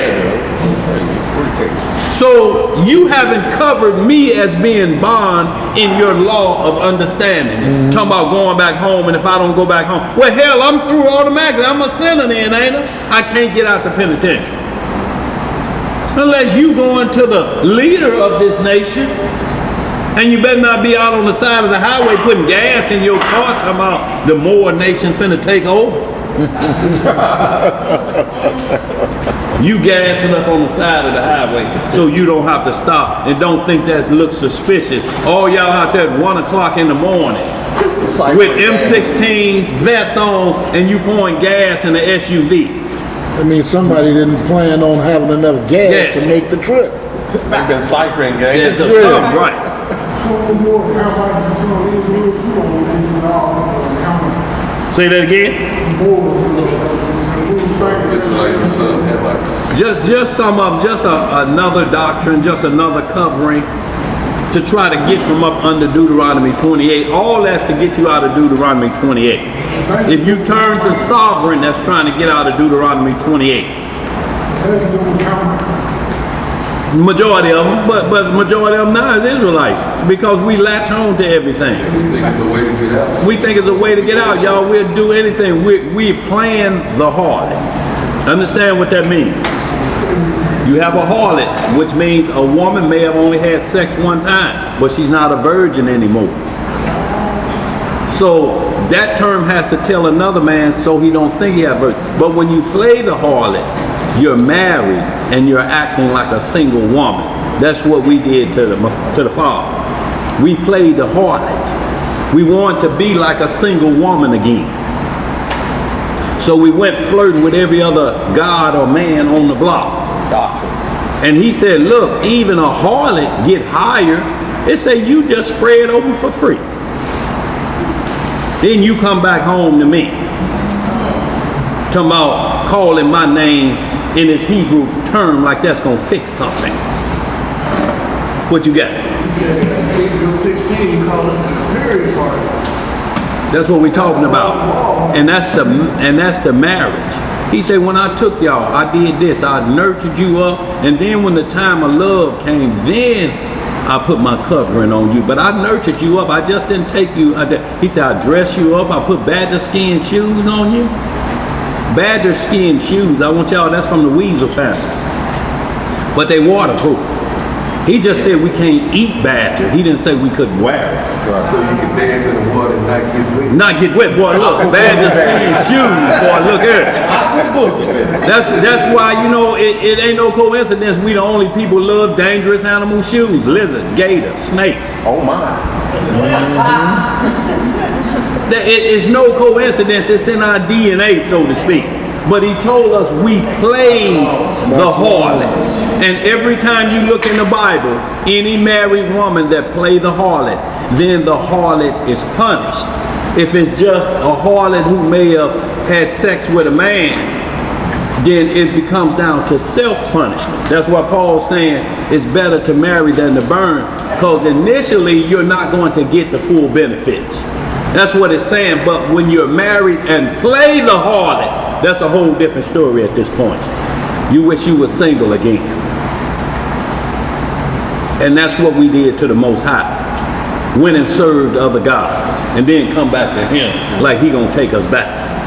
Let's read some more. See, and when you hear people talking about wasn't no sacrifice in the law, you know what else wasn't in that marriage covenant? Divorce. That's right. He didn't create the marriage for it to be broke apart. It had to be added because men would do it consistently. Just bring up an evil name on a woman. Wicked heifer. Who cook eggs and put pepper in it? I mean, but they'll make up anything to divorce. Yeah, I mean, you see it even more so. Nothing new under the sun, like Ecclesiastes 1 and 10 tell us. The same as today as yesterday. Yes, sir. What else to say? We're in the book of Ecclesiastes or Sirach, in the Apocrypha, chapter 33 and verse 5. The heart of the foolish is like a cartwheel. What is it like? It's like a cartwheel. And his thoughts are like a rolling axle tree. See, it's like a cartwheel. Look, if the wheel fly off, you can't control where it's going. It's going sideways, man. It's going. When a wheel fly off a car, it go where it want to go, don't it? When it just fly that way, and the axle is just turning. And an axle with no wheels is what? No good, is it? What good is you got? You just got the axle and ain't got no wheel. That's like a child sitting in the car when he's 9 and he driving. But wait. Nowhere. So this is what it's comparing this to. It's like a cartwheel. It shot off that way, and the axle with no wheel on it is just a rolling stump. Go ahead. Verse 6. Just picture this, like a man, you see him walking, then all of a sudden he just lay down and just start rolling through the parking lot. And just keep rolling, go over by the check cash in place, then roll across page. You be like, what the hell is wrong? They call the paramedics. Man, something wrong here. Go ahead, bro. Where we at? Verse 6. A stallion horse is as a mocking friend. He neigheth under every one that sitteth upon him. Why doth one day excel another, when as all the light of every day in the year is of the sun? Right. By the knowledge of the Most High they were distinguished, and he altered seasons and feasts. Some of them hath he made high days, and hallowed them. And some of them hath he made ordinary days. If there's contradiction in the Bible or the law is tampered with, how you gonna know the difference from the two? Right. Which is a high day and which is a holy day? You're saying, well, I don't trust that one right there. That's why everybody get Isaiah 58 mixed up. He's not calling those feast days. He's saying this is how y'all look at feast days. I didn't give them to you like that. But y'all feast days full of strife and debate. How you got food on the table, everybody comes on, no, what I say, no, then I tell them last time I told Isaiah, no. You at a feast day like this for what? If you argue while you having a feast, you're going to quit eating. Who eats when they angry? That ain't no feast. Who eats when they angry? Put my food up. He done upset me now. I can't eat. Lost my appetite. Done lost my what? Lost my appetite. Let's read some more. What else to say? Verse 10. And all men are from the ground, and Adam was created of earth. In much knowledge the Most High hath divided them, and made their ways diverse. Some of them hath he blessed and exalted, and some of them hath he sanctified, and set near himself. See, like he blessed Moses, but he set Aaron by his side. Aaron and his sons were high priests, not Moses and his sons. They were priests, but then you got a high priest. Moses couldn't go in the holies of holies. He couldn't go back there. He went back there and he got killed. What you got, bro? That's Sirach chapter 33. What verse you was 12. in, bro? 33 and 12. Go ahead, read that verse again. Some of them hath he blessed and exalted, and some of them hath he sanctified and set near himself. Right? But some of them hath he cursed and brought low, and turned out of their place. See, lost and turned out, some of them. They're like Olivia. Lost and turned out. He says some of them because they breaking the law. Go ahead. Verse 13. As the clay is in the potter's hand, to fashion it at his pleasure, so man is in the hand of him that made him, to render to them as liketh him best. See, and that's what we're talking about, William. See, and that's what he's talking about. The potter, designs the clay. He tells it what to do. He don't get off his throne to show the clay what's happening. He got other subjects that show him how to do it. You know, so that because all he's doing is giving commands. You know, I created y'all. It'd be like your father, like you say, bending over to the son every day. You know, he tells them what to do. You know, if the roles reverse, so to speak, you know, that would be out of order. You know, I'm your father. You're not mine. You know, so why would I let you talk to me like this and govern me like that? You know, it would be out of order. In this like manner, when somebody try to take this word and say, this is what the Most High is thinking. He said, you don't know my thoughts. He said, I'll tell you what I'm thinking. I'll tell a prophet to write it down. But don't you be talking about, see right here, the Most High is just thinking about if he would say, who told you that? He asked Job that. Where was you when I created earth? What do you mean you know my thoughts? You know, boy, say the Most High being sarcastic. Boy, look here. But if you read Wisdom of Solomon, chapter 18, verse 15, it says the word of the Almighty leaped down off his throne. Yeah. And the word is the Messiah. Like in John chapter 1, he says, and the word was with the Most High. Wisdom of Solomon 18:15. Go ahead, bro. Verse 14. Good is set against evil. What is good said again? Evil. And life against death. So is the godly against the sinner, and the sinner against the godly. So look upon all the works of the Most High. Some of the works of the Most High. All the works of the Most High. And there are 2 and 2, one against another. See, and notice this didn't say 2 and 2. It says like 2. And there's 2 more against each other. So you still got, that's all he say, all I need is 2 or more gathered with me. But that may be against another 2, like Janice and John Reeves. But he's saying 2 or 2, that's because he's saying evil is set like that. It'll come down to the Antichrist and the false prophet, ain't it? And then the 2 witnesses, right? 2 are set against 2, so that's what he's saying when it comes down to like that. Satan ain't gonna need no hold on about nothing. The only person Satan talking about is his son, the Antichrist, who's going to be worshipped as God. He don't care about nothing. Everything else fall underneath that. The United States Army and everything else fall underneath that, don't they? Yeah. But it's only going to be 2 of them. And the 2 witnesses going to face off with him, ain't it? Yeah. Let's read some more. It's good against evil. Yeah, he's an imitator of the Most High and his holy begotten. What does it say, bro? Verse 16. I awaked up last of all, as one that gathereth after the great gathering.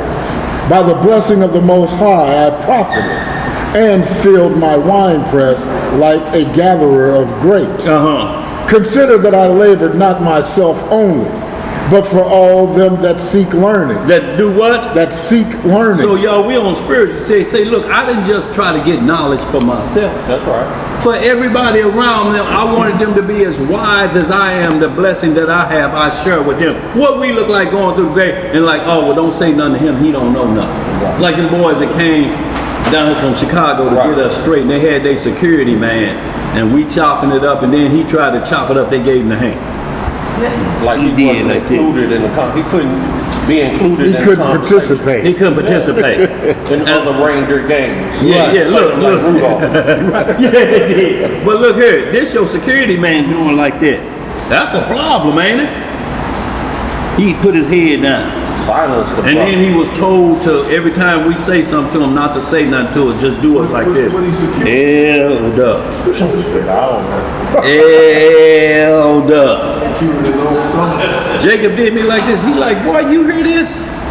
He said, he don't know if I done had my way with a 5-year-old boy before we got up here talking about elder and bowing to me.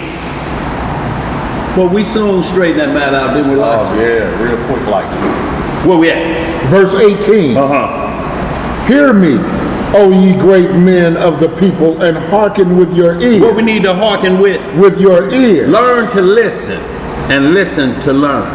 Go ahead. What else say? Ye rulers of the congregation.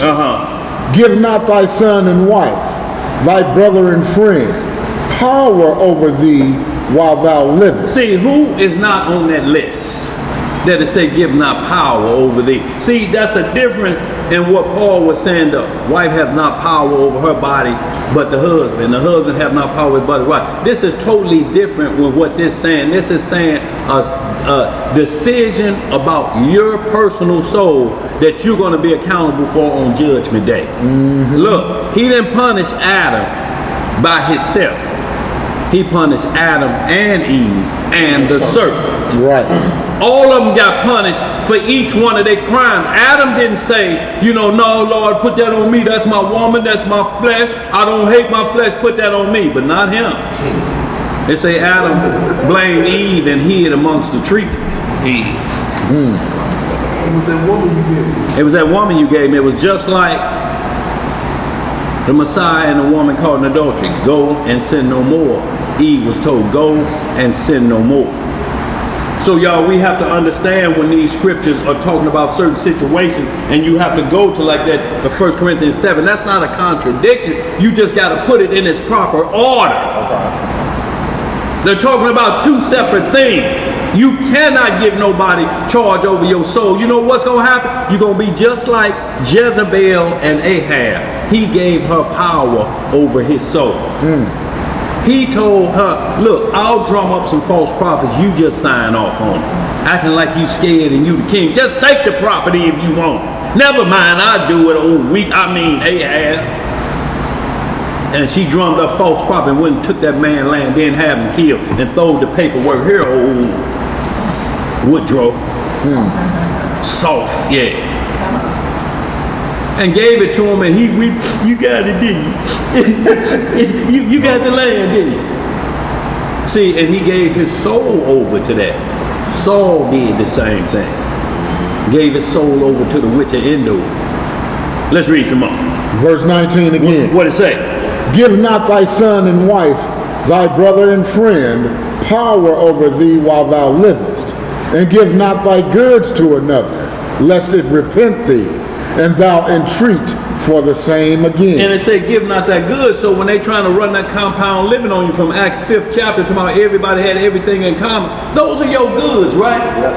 What they gave away, it said a man sold a certain possession that he had. He got many possessions. I got a house over here, I got one out here, and I own one over here. I'm going to give him the one over here. And I'll keep my other two out. He gave up possession. He didn't give him everything. That's a slippery slope when you run in that compound game. You know why? Because everybody else that do it say, your wife is my wife. Your woman is my woman. Yeah. Because you're in on the possession game. Right. If you treat her as a possession or you look at her as a possession, then in communal living, everyone had everything in common. So the man that had not the wife, he would take one of your wife. That's a possession. That's a possession. Let's have something in common. Let's have something in common. I ain't got one. Let me get one of yours. Let me get one of yours. What you gonna do? Back up. You got 5 of them, let me get 2.5. Yeah. Let's get it, bro. What else to say? Verse 20. Uh-huh. As long as thou livest and hast breath in thee, give not thyself over to any. As long as you have what? Breath in thee. Give not thyself over to any. See, that means you cannot, under no circumstances, you put your soul on the line for even your child. You can put your life on the line, but what we're talking about is your soul on the line. If you see him doing something, you stand in the way and take his felony. Like they say, Malachi York is in jail for 160 years because he took the child molestation charges for his son. Then how can he ever be looked as a righteous man at that point? So he's saying to let my child molesting son stay on the streets, I'll do the 160 years. While he continued to do his wicked. What else you think he's going to be doing out there?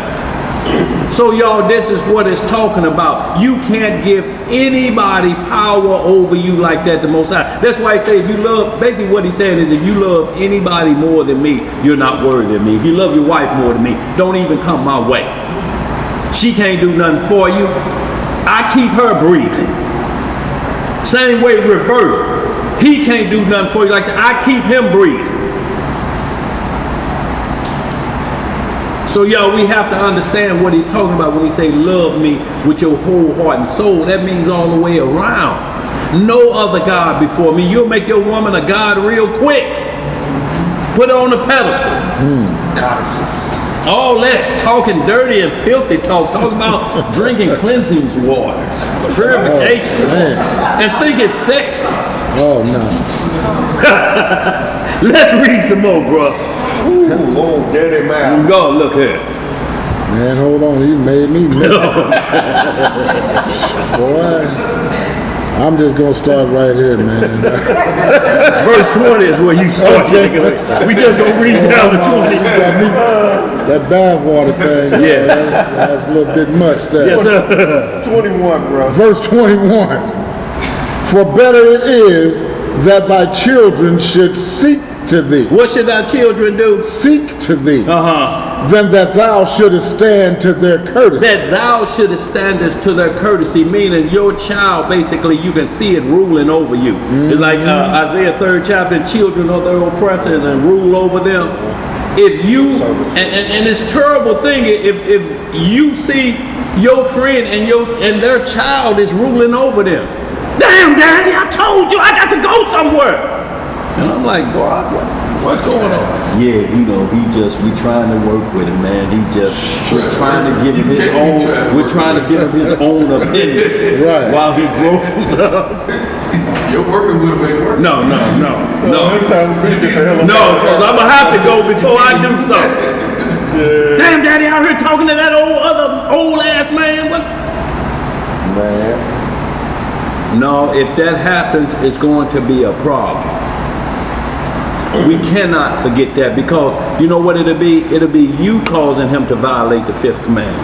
Honor thy mother and thy father. You got to keep that on lock. You have to let them know, look, and it tells a man, don't be a lion in the house. Just because you get that commandment don't mean you can just dog or be a lion in the house to your children and just dictate and run them, make them feel like they're a slave in the house. You know what I'm saying? That ain't what it's called. That's not nourishing them. The law says not to cause wrath to come up in your child. Yeah. You know? What does it say, brother? Just read a couple more. We're going to get right into this Leviticus while we're in the last hour. Verse 22. In all thy works keep to thyself the preeminence. Leave not a stain in thine honor. Leave not what? A stain in thine honor. At the time when thou shalt end thy days and finish thy life, distribute thine inheritance. So basically it's saying, you know, and this is how we got to live out our life. You know, we have to make sure that when we leave here, that's what we want to have here at the end of your life, the good name. To pass on down. You know, his company's still in existence and ain't got no family members. There's other people still running the company, but under that good name, ain't there? That's right.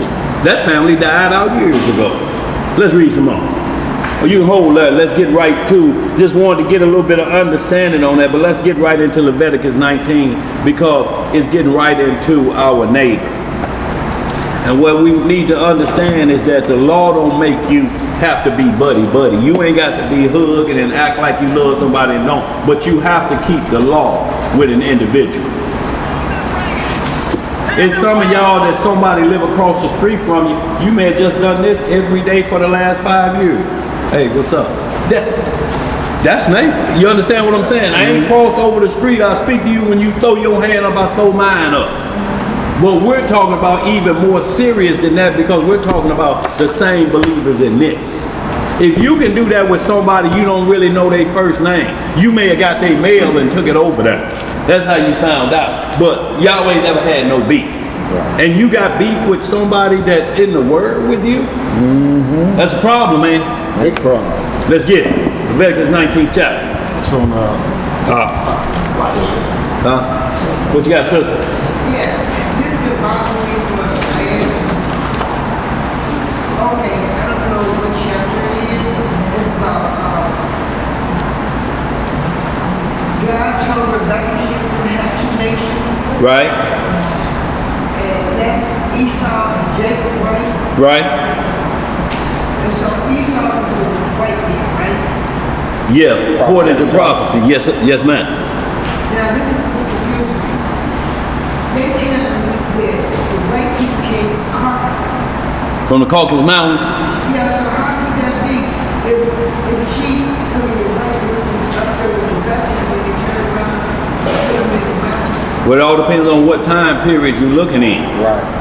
Because all the nations traveled and migrated all the nations migrated over the earth. That's right. So like Daniel's saying, it's depending on what time frame you're looking at as to Esau's beginning or the white man's beginning. Because he also traveled from his original place of birth around the world. Now, Job 9:24 said the earth is given into the hand of the wicked. If you look in Genesis, Job chapter 9, Esau's blessing was the earth. Right. His blessing on Isaac's deathbed was he was going to inherit the riches of the earth. That's right. Through violence. The prophecy of the earth is given into the hand of the wicked is attached to he who rules the earth at this particular time. That's right. He who rules Israel, which is the most holiest land on earth, rules and governs the earth. And he has a time set to rule. This is Esau and his offspring, which are the so-called white men. All right? That's what they talk about. But see, what you get when you think of Caucasus Mountains, they got you thinking before the flood. I mean, it can't be after the flood because you still have a problem with it. And it can't be after Adam and Eve was born because now you got to put a caveman on planet Earth. So what it is just telling you when the Caucasus Mountain came into existence, Esau had fled there and he took up residence in there. That's why when you look up the word Caucasian, it'll tell you of or the inhabitants of the Caucasus Mountains. So the problem would be if you got a caveman, then you got somebody on the ark because you can't get no cave people after the ark. Ain't no such thing as nobody scratching in their rear end with clubs and don't know what fire is after the ark. So now you got to put them on the ark. And you say, well, he's Japheth's seed. You still got a problem with that because the Bible, when it goes into color, it only deals with nations. Whenever it goes into color, it compares it to an object. And Japheth, it said he's the father of the islands. Japheth, of the islands. Of all the island parts on planet Earth, he's the father of that. The Aborigines, the Eskimos, the Alaskans before this nation conquered Alaska. That was part of an island. That's where Eskimos live. Australia is another place where the Aborigines live. Well, we're talking about island people. I'm talking about Gilligan's Island before Gilligan and them got there. Who do you always see that come out when they fight the natives? Well, Hawaiian natives, right? Dark-skinned people. So they take over the islands just like they took over Hawaii. So when you look at Hawaii, Hawaii 5-0, Jack Lord and Bookham Dano takes over. So that's all they did was just took over the Caucasus Mountains. And they became the Caucasians, or you're going to have a different definition. It don't say, look up Caucasian for me, bro. It don't say the Neanderthals. It don't say the creatures before Adam. It said of or the inhabitants of the Caucasus Mountains. Look, Mount Sur is a mountain. It say you hide in the clefts of the rocks of Mount Sur. You know who lived in Mount Sur? Esau's homeland, Genesis 36 chapter. That's his inherited land. Mount Seir, and it say it's full of clefts and rocks. That's where the land Petra is. Mount Seir, that's where you see all of the caves and the rock. It's Petra. That's what some people think we're going to go back and hide in them rocks. But that was But now it's a tourist attraction. It's a tourist attraction, and it was a land for burying the dead. Look, the Rose City of the dead. So how you gonna be going in there talking about hiding and you got the tourist attraction? What, people gonna have tickets looking at us? And who is this group over here? Oh, that's Ariel and Elisha. They're fleeing America. They're in the wilderness hiding over there. And you got your ticket. Oh, and we taking a picture of it. Click it. And not only that, you're not only a tourist land, but you're in a cemetery. Yeah. It's a land of the dead. The land of the dead. The Rose City of the dead. The land of red clay. So they've been Tourist living in attractions. caves. Go ahead, Elijah. Tourist attractions and dead bodies. The wilderness, anytime the Most High brought the people out into the wilderness, the wilderness is destitute of survival. That you will rely solely upon the Most High and His only begotten Son. Right. So we're in the wilderness of the people. He said there's no knowledge and judgment, righteous judgment in the earth anymore. Right. We're in the wilderness of the people. So if Petra was the land, the wilderness, they have restaurant facilities. They have restaurants. Right. They have cafes. Underground water stream. All that for convenience sake. That ain't no wilderness. If we went there, we would call upon the Most High. We'll find reasons why not to. That's right. Oh, we can do this over here. We can do this right here. No need. There's running water, underwater. So, when we were brought out into the wilderness in the days after Egypt, there was nothing there. Right. That's why we murmured for water. Yeah, we did. Murmured for food. Murmured for everything. Because it was destitute of anything for survival, of earthly survival. That's right. Most High said rely upon the spiritual food. And but he had to give us our lust because we lost faith completely. That quick, didn't we? He said, I tried you these 40 years just to see if y'all call on me. Y'all, if we get out of captivity in this land, what do we need the Most High for? I'm just asking, right now, if we come up and take control and get Black Wall Street back and everybody's pleasant, what will we need the Most High for? To battle who?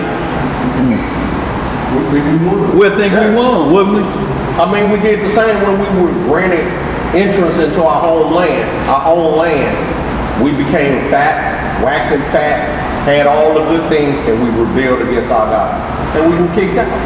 Now we're dwelling in lands of our captivity, trying to get back home. Yeah. But Esau rules the earth. Yeah, he rules everything on the planet. He governs all governments of the earth right now. That's right. He is supreme ruler of this earth right now until his time is over. And it's our time. Right, get that second Ezra 6 is the ending of Esau, the beginning of Jacob. And we're going to move on real quickly. But like he's saying, he's in control of everything. Y'all, and controlling the earth ain't just like you got a business. Controlling the earth means controlling the earth. There's conservation you have to make straight. You have to make sure this certain tree don't die out. You got to make sure this certain animal don't get exterminated out or become like the dodo bird.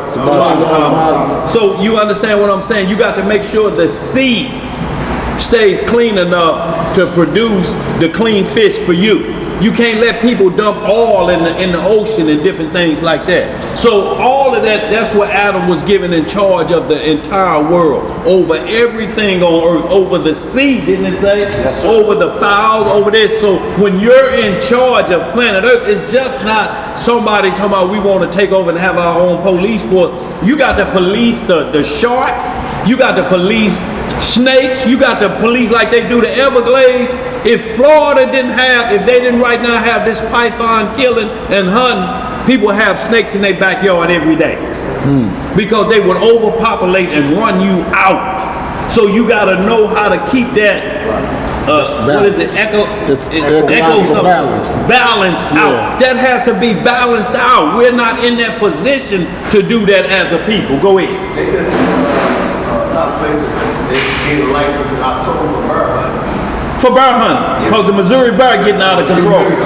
Yo, we go camping every year to Feast of Tabernacle. We don't need a bear trouble. We don't need extra bears roaming around out there. Because it's going to be, we ain't going to be invited back because it's going to be some wild shooting. Yeah, but they own it all. I mean, they own the Wild Bird Sanctuary. Yeah. They created the World Animal Conservatory. They run it all. They run it all. Look, what we now when do? you look at Australia, you don't see no Aborigines. You see white folk. That's right. Every land that you see, you don't see the black folks of that land, you see the white folks representing that land. That's right. Because Esau owns it all at this point. Until his time, the end of the Gentile rule. But we'll read this ecosystem, yes.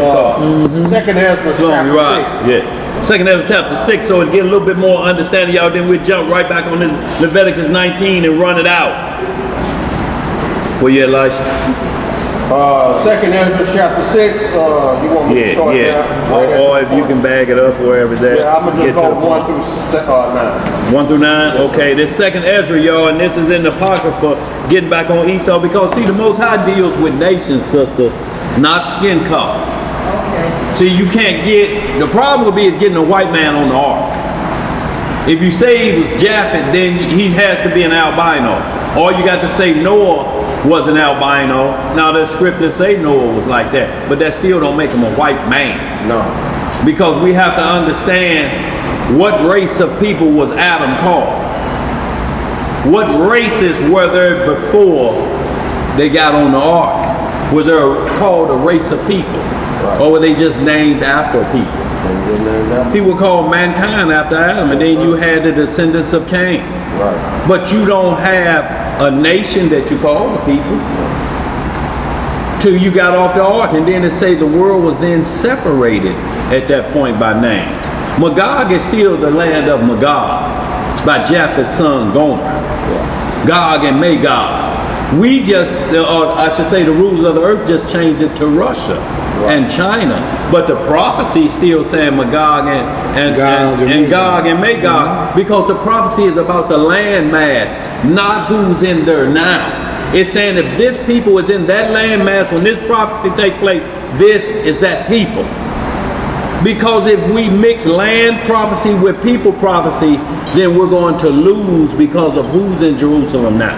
Right. Then that would make them the Israelites, wouldn't it? That's right. They in the land and they controlling too, ain't they? That's right. So that would void us out if we mix people prophecy with land prophecy. Ham, Shem, and Japheth set the land prophecy. Their sons mark that territory to this day. Abraham, Isaac, Jacob, and Ishmael. Esau, Jacob, and Ishmael are the three sons that's moving out of these bodies of land masses, and they're fitting prophecy when they move to certain positions within those land masses. Does that make any sense? Yeah, but It's three sons just like got off the ark, control planet Earth, control all the land masses, and the three sons of Abraham that was given the promise, they control the parts of the land, but each one of them was given a prophecy. Ishmael become 12 princesses. He's the Palestinian over there and all his 12 princes. Esau had 12 to 13 tribes when you get into Genesis 36. They're called the Dukes and the Temans. Just like when you're watching Trading Places. There's always been a Duke on the stock exchange. What is Prince Harry and them called now? The Duke of Edinburgh, ain't it? So you're seeing who the Dukes are. Dukes of Earl. The Dukes of Earl, these are all British European royalty. They're the Dukes and the Temans. And there's only one group of people fitting that. And they say they will run with the symbol of the eagle. So we see who Esau clearly is and what land masses he's conquering and what blessing. And then you got Jacob, who's, when you read Ezekiel 48 chapter, Revelation 21, it tells you this how much land you're going to control from the river Euphrates to way over here. I'm going to split it up by 12 tribes with y'all. So y'all understand, but those land masses, the land of Canaan belonged to who? Canaan, Ham's son. That land is still named after him until the Messiah come back. Then it'll be called the Lord our righteousness. But it's still called the land of Canaan today because Isaiah 66 say, and there shall be no more of the house of the Canaanites in Jerusalem ever again. Let's read some more. Where we at? This is Second Ezra chapter 6 verse 1. What it say? And he said unto me in the beginning, when the earth was made. When the earth was what? When the earth was made. Before the borders of the world stood, or ever the winds blew, before it thundered and lightened, or ever the foundations of paradise were laid, before the fair flowers were seen, or ever the movable powers were established, before the innumerable multitude of angels were gathered together, or ever the heights of the air were lifted up, before the measures of the firmament were named, or ever the chimneys in Sion were high. See, so he's telling you before creation of planet Earth is already going on, y'all. In the beginning of the universe. Go ahead, bro. And ere the present years were sought out, or ever the inventions of them that now sin were turned, before there were sealed that have gathered faith for a treasure. Then did I consider these things, and they were all made through me alone, and through none other. By me also they shall be ended, and by none other. Then answered I and said, what shall be the parting asunder of times? Or when shall the end of the first and the beginning of it that followeth? And he said unto me, from Abraham unto Isaac. From who? Abraham unto Isaac. When Jacob and Esau were born of him, Jacob's hand held first the heel of Esau. For Esau is the end of the world. What is Esau? Is the end of the world, and Jacob is the beginning of it that followeth. The hand of man is betwixt the heel and the hand. Other question Ezra's asked thou not. So basically he told him, he said, look, this is the covenant. When Esau ends, Jacob is the beginning of the world. You got some people out here saying Esau is the Arab. If Esau is the Arab, we got 2,000 more years to go. Because they got to finish theirs. Because they have to be in control of the world for it to be Esau. Or we got to wait. You can't have it both ways. Right. If they not in control of planet Earth now, if they're not sitting on all the nuclear warheads and threatening people, then we have to wait on Esau to come. Because they're not Esau. They're not in control of anything. They're in control of some oil. But they're losing ground in their own land. So they're not there. It says Ishmael is the Arab. That's what the book of Jubilees state. And also this. So you know, you got Esau and Ishmael fighting over a land that don't belong to neither one of them. The land belongs to us.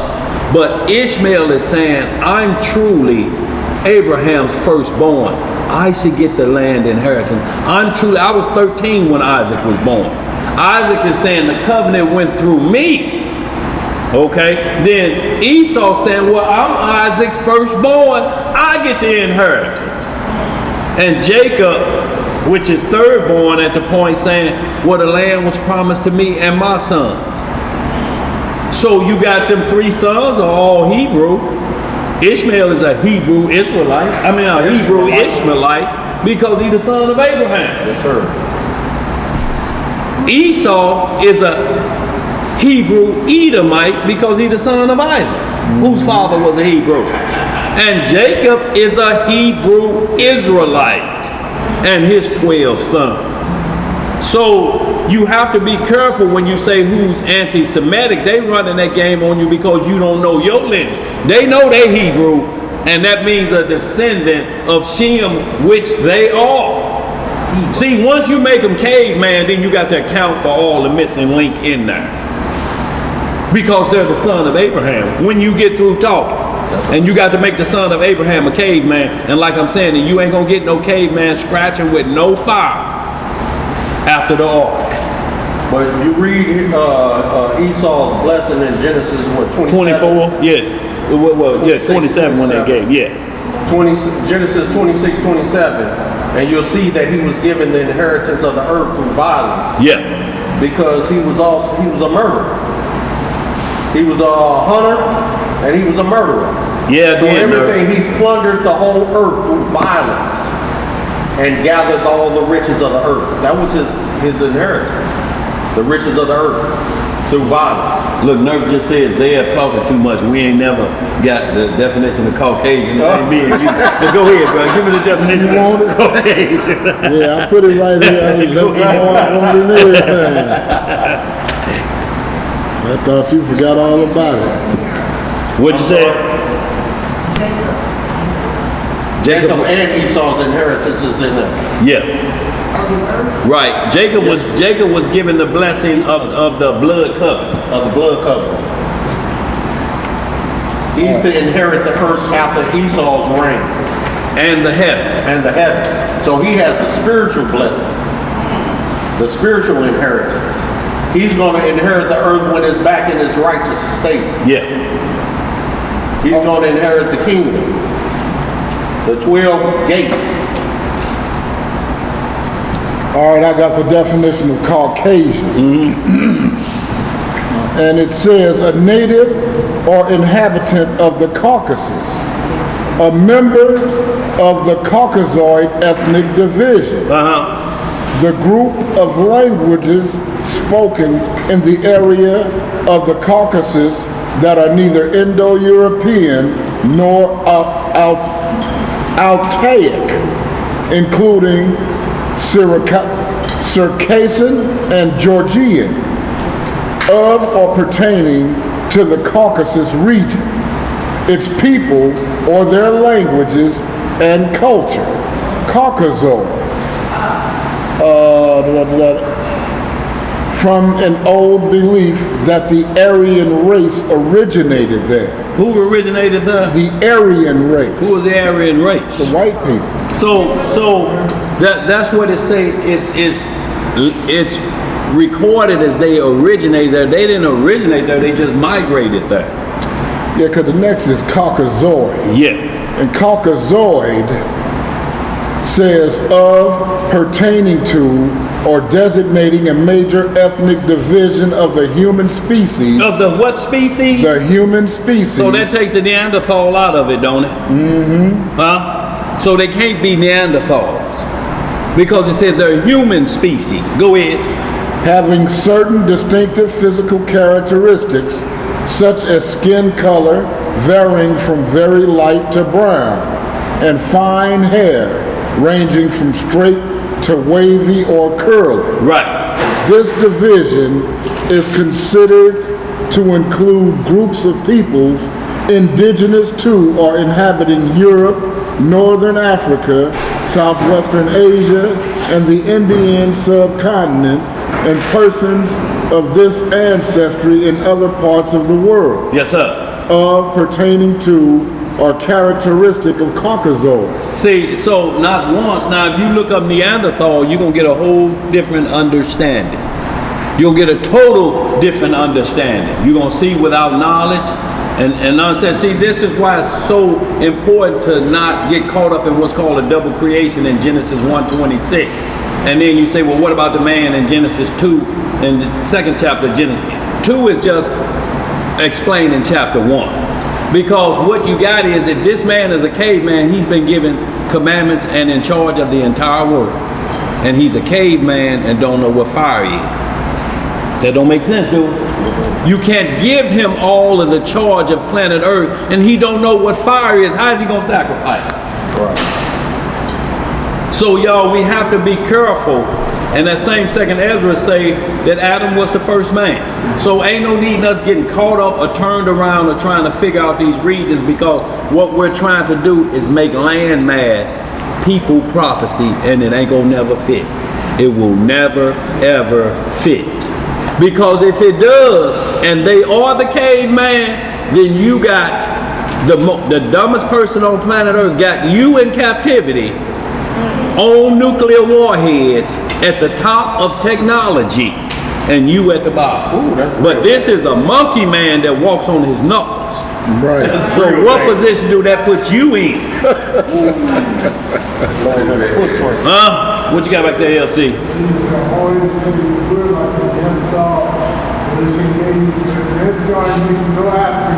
But they got always making them look like the Neanderthal. So then basically they say they separate the Neanderthal with the Africans did, because Africans ain't got, that oil thing with what they do.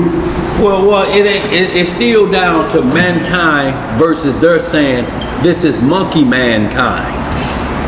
That's why they say it's a missing link. We cannot find the link between the human being and this man that we've been digging up.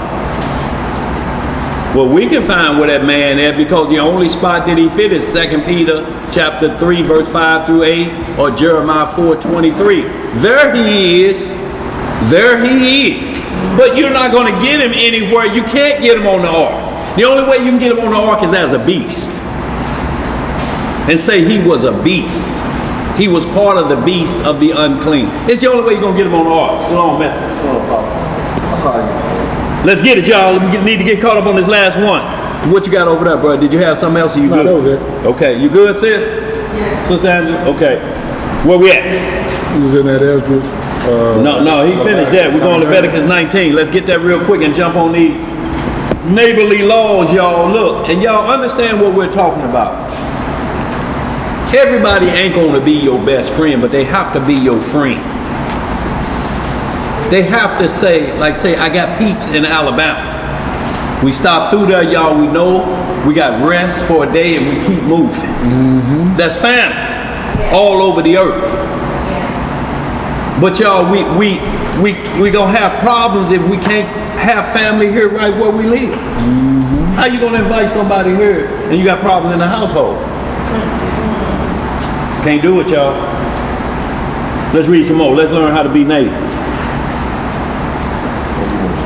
Verse 1. Leviticus 19 and 1.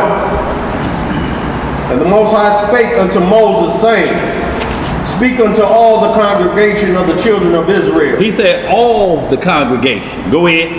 And say unto them, Ye shall be holy. What shall we be? Holy. What does holy mean, y'all? Set apart. Can that be tampered with? See, if we saying it could be, if the Bible could be tampered with, then when it calls us holy, we tampered with. That's right. That means you can't trust us. It's not so. So what it means is count every man a liar truly. Yes. Not look at a position that they may lie to you, but every man is that right off the top because he's tampered with. We don't know who's straight and who's not. Right. How then do you tell a good tree from an evil tree? That's fruit. And the fruits are the law. These are the workings of the fruit of the law of the Spirit, ain't it? Yes, sir. Galatians 5, don't it say these are the fruits of the Spirit? Long suffering, patience. Yep. All of that still need a law, how to be long suffering. If you don't know how to be long suffering, you can make it short suffering. Right. You can quit in 2 minutes. Let's read some more. Verse 3. Ye shall fear every man his mother and his father, and keep my Sabbaths. I am the Most High, your Elohim. It say fear some of the men.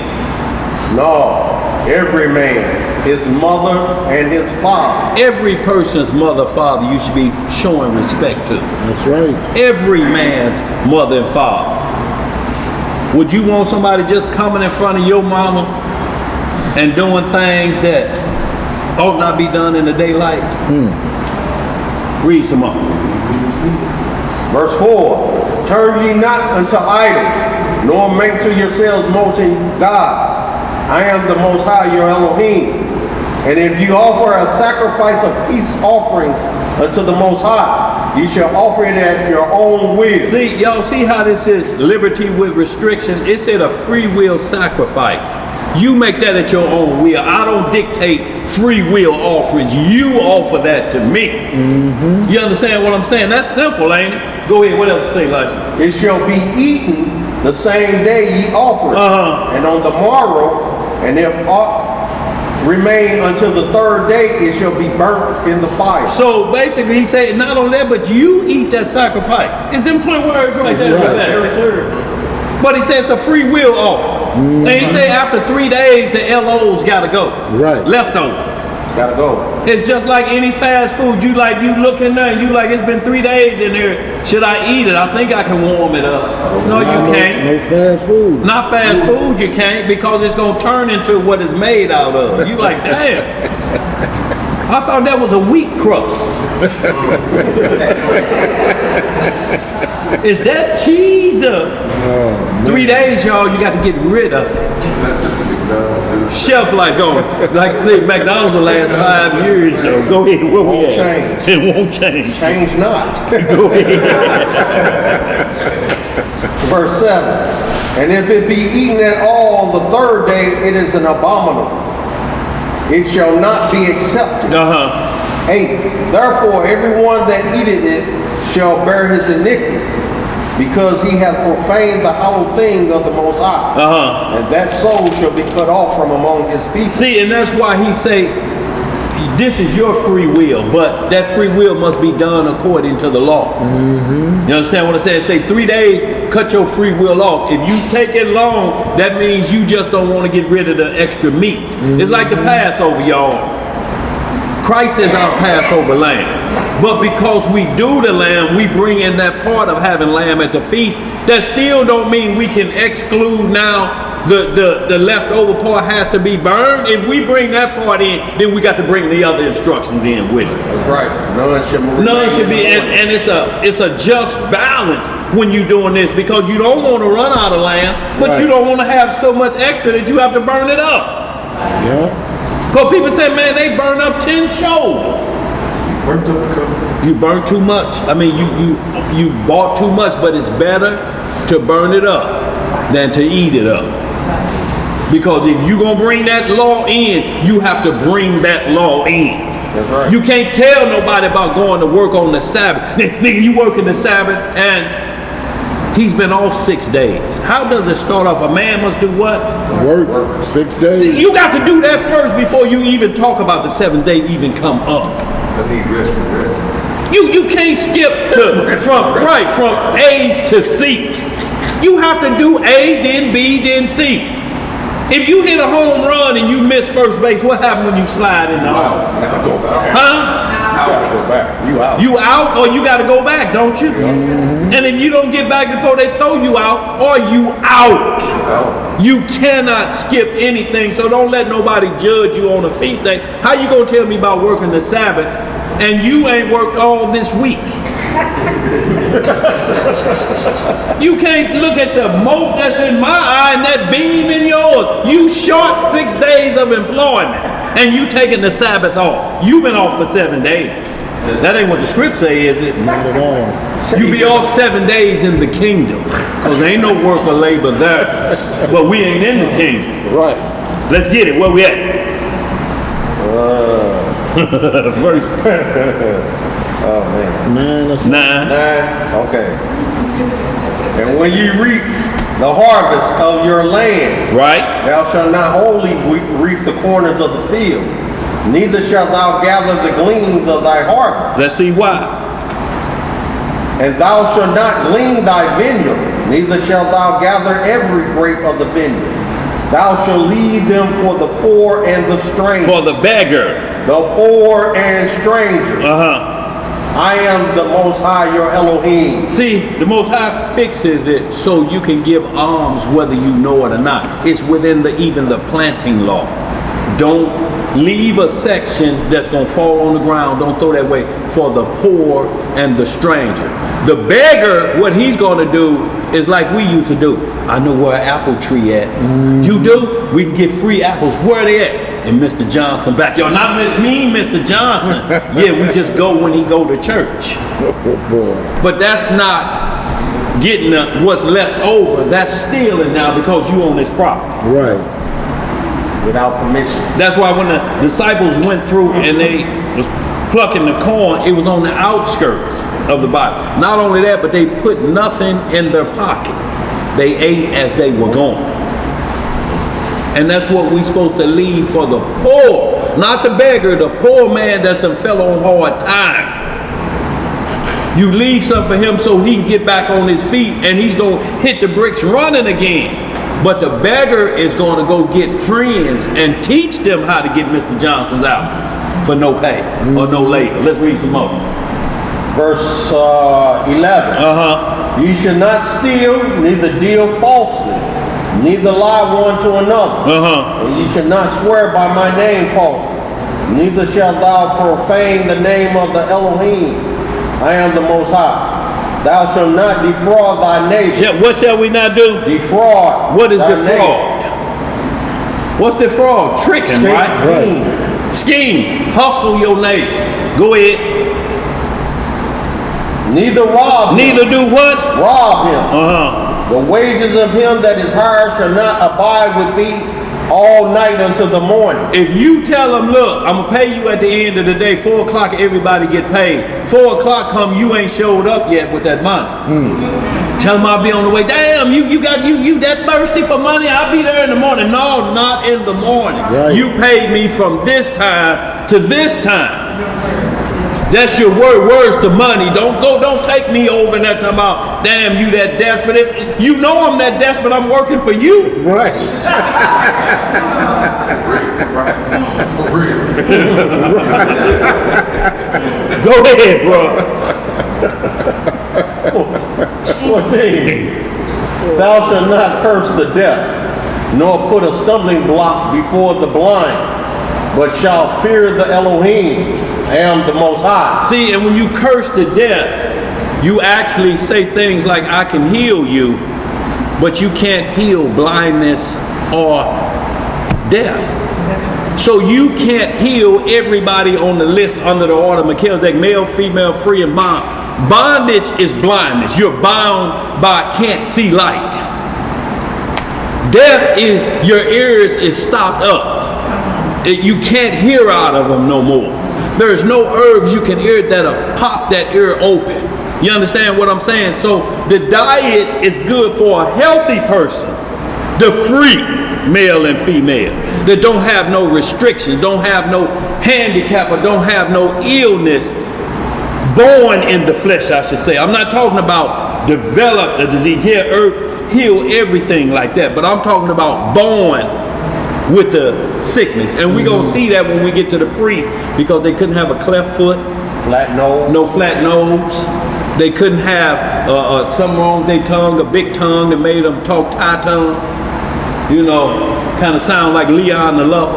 Y'all ever watch that movie? You know what I'm talking about? Y'all done seen it. What was it called? I know. Yeah, you know who I'm talking about. Leon. Yeah, you sound like a brother around here was around here. Leon Phelps. Yeah, go ahead. Ladies man. Ladies man, that's who I'm talking about. Go ahead. What else to say? You shall do no unrighteousness in judgment. Thou shalt not respect the persons of the poor, Right. nor honor the persons of the mighty, but in righteousness shalt thou judge thy neighbor. So you can't make a difference because of paper. And notice it keeps saying you can't make a difference in, you going, Imam? Okay. Shalom, Imam. Be careful out there. All right. Shabbat shalom, Imam. Love you too, Imam. So the poor, y'all, we're talking about economic status. That's what the Bible is talking about, because it says you have to enjoy the fruits of your what? Your labor. You can't do that if you think this is a begging program. You're enjoying the fruits of somebody else's labor. And we're talking about healthy, not something happened to you. We're not talking about that. What we're talking about is making an escape route for Genesis 3:17, the sweat of your brow.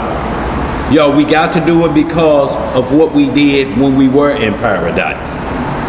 Played it like children, they get everything. Spoiled children. Get a new bike every year, tear it up before January. What else we got? Yes, sir. Verse 16. Thou shalt not go up and down as a talebearer among thy people. Neither shalt thou stand against the blood of thy neighbor. I am the Most High. See, you can't stand against the blood of our neighbor. He can't kill nobody and you like, shit, I'm with him, dog. No. You got to blow the trumpet on him, don't you? Yeah. You can't care about that. Even if it's your son, you can't put your soul on the line for nobody with law breaking. Right. And say, I'll take the punishment, Lord. No, you won't. You don't know what this punishment is. Who want to fall into the hands of the Lord? He's a terrible God. Let's read some more. Take me, Lord. Boy, no. Oh no. It's just church talk. You know what I'm saying? Yeah, I'll be. Don't mean nothing. Got to think. Wait a minute. I heard her say that. Right, talking that noise in your good church running shoes. Verse Yeah, 17. you know the ones with just a soul on, ain't got no heel. Go ahead, where we at? Just dress up Yeah. house shoes. Yeah. 17. Thou shalt not hate thy brother in thine heart. Player hate. See, that's hating in your heart. That's not Psalms 139. That's not Psalm 139, 1-2, perfect hatred. This is player hate when you hate him in his heart, because so what it's saying is the hate is on the inside, but the flesh is smiling. What's up, my brother? My brother. I can't stand your ass. Every time I see, I hope you was getting, I thought you were going to get hit by that car when you crossed the street. Damn. What's up, man? See, when you hate in the heart, that's player hate. Because that's the soul hating. And when the soul hate, that means it dreams a way to straighten the matter out. When you're angry at somebody, you go to the limit. I hope he get hit by a car. I hope I just see him and then I ought to hit him in the head with this bat. And then you have to think to yourself, why do I want to go to them levels to straighten this matter out? Right. See, because your soul is going to start dreaming about it. How to hurt and get that hurt back on a spiritual level. You want something better? I hope all his children die. No, you don't. That's just the devil that crept in there and trying to get your soul to think that, because once your soul start praying, because you curse those that curse thee and bless those that bless thee, you don't want to do that in your dreams, because you ain't gonna be able to do nothing to stop it when you wake up. Nothing to stop it when you wake up. It's gone. It's like pushing sin, ain't it? That's the spiritual sin button. It's gonna direct your flesh to do it. Let's read some more. 17 again. Thou shalt not hate thy brother in thine heart. Thou shalt in any wise rebuke thy neighbor, and not suffer sin upon him. Thou shalt not avenge nor bear any grudge against the children of thy people. But thou shalt love thy neighbor as thyself. I am the Most High. So it's saying bear a grudge. Notice what it's saying. It ain't saying you couldn't be mad at your brother. It say bear a grudge. And what a grudge mean is you done forgave him, but you still hate that you did. You more hate yourself because you forgave him against your will. I'm sorry. See, when you say you sorry and don't mean it because you were pressured to say you sorry, it's going to make you angry. And you're going to hold a grudge because you really didn't mean to say you were sorry until I told you that last part about how I can't stand you or your three-toe daddy. None of y'all. See, so you hold a grudge. But that's why you're not supposed to do that. Once you say, I forgive you, it's gone. You cannot go back and say, but I meant to say this, or start up another argument so you can finish it up. That's what it's saying. If you love your neighbor, once you follow the law, it's going to be what it's going to be. If you say, I forgive you, bro, but don't do that to me again, then that's what it means. That don't mean I forget you did that. It just means that the repentance is not for me to put you in a position to let you do it to me again. Or if I've said I've forgiven you, then you showing some form of remorse that you won't do it again. And if you do it again, it won't be with me. Right. You didn't learn. You didn't learn. Let's read some more. 19. You should keep my statutes. Thou shalt not let thy cattle gender with a diverse kind. Thou shalt not sow thy field with mingled seed. Neither shall a garment mingled of linen and woolen come upon thee. And whosoever lies carnally with a woman that is a bondmaid. That is a what? Bondmaid, betrothed to an husband, and not at all redeemed, nor freedom given her, she shall be scourged. They shall not be put to death because she was not free. So there was rules when it's talking about a bondmaid, basically a maid that then becomes betrothed or engaged, so to speak. See, there was rules for that. You couldn't do certain things. If she did certain things, then we whoop you and straighten this out. But ain't no death in this one right here. Go ahead. And he shall bring his trespass offering unto the Most High, unto the door of the tabernacle of the congregation, even a ram for a trespass offering. And the priest shall make an atonement for him with the ram of the trespass offering before the Elohim, for his sin which he hath done. And the sin which he hath done shall be forgiven him. And when ye shall come into the land, and shall have planted all manner of trees for food, then ye shall count the fruit thereof as uncircumcised. 3 years shall it be uncircumcised unto you. It shall not be eaten of. So when you plant crops, y'all, this is why that was a kind of, I don't want to say dangerous livelihood to get into. But if your trees grew in a year, you still couldn't sell none of that fruit for 3 years. You had to let that tree mature. Yeah. Everything that grows on it had to fall on the ground and become compost for 3 years. Yes, sir. Grant's Farm ain't going for it, huh? Right, go ahead. Right. I'm coming to a shelf near you. Right. Go ahead, bro. 24. But in the 4th year, all the fruit thereof shall be holy to praise the Most High withal. And in the 5th year shall ye eat of the fruit thereof, that it may yield unto you the increase thereof. I am the Most High, your Elohim. You shall not eat anything with the blood, neither shall you use enchantment nor observe time. You shall not round the corners of your heads, neither shall ye mar the corners of thy beard. So round the corners of your head. So now people saying, you know, that means you can't have a fade. It say round the corners of your head. So what in here did the word cut come into? I'm talking about rounding the corners of your head. And then when you think about it, who's a blockhead? Because corners are square, ain't they? Yep. So if you got a blockhead amongst you, you can't round his head off, can you? Crazy. No, I'm just saying. See, this is how you make it interpret what you want it to be interpreted. Right. It's like the earth sitting on the corner, but it has sitting on a circle, but it has corners. Y'all, we have to understand these things. It's just about the head is not. You may have somebody look at that blockhead individual. You know, forehead. You know, Charlie Brown, huh? like a 20 stack of flapjacks. You'd be like Mitt Romney. But how then do you round the corners of his head? Let's read some more. The next verse. Read that next verse because it's going to explain itself some more. Go ahead. Like a monk, like Yeah. a monk. What man?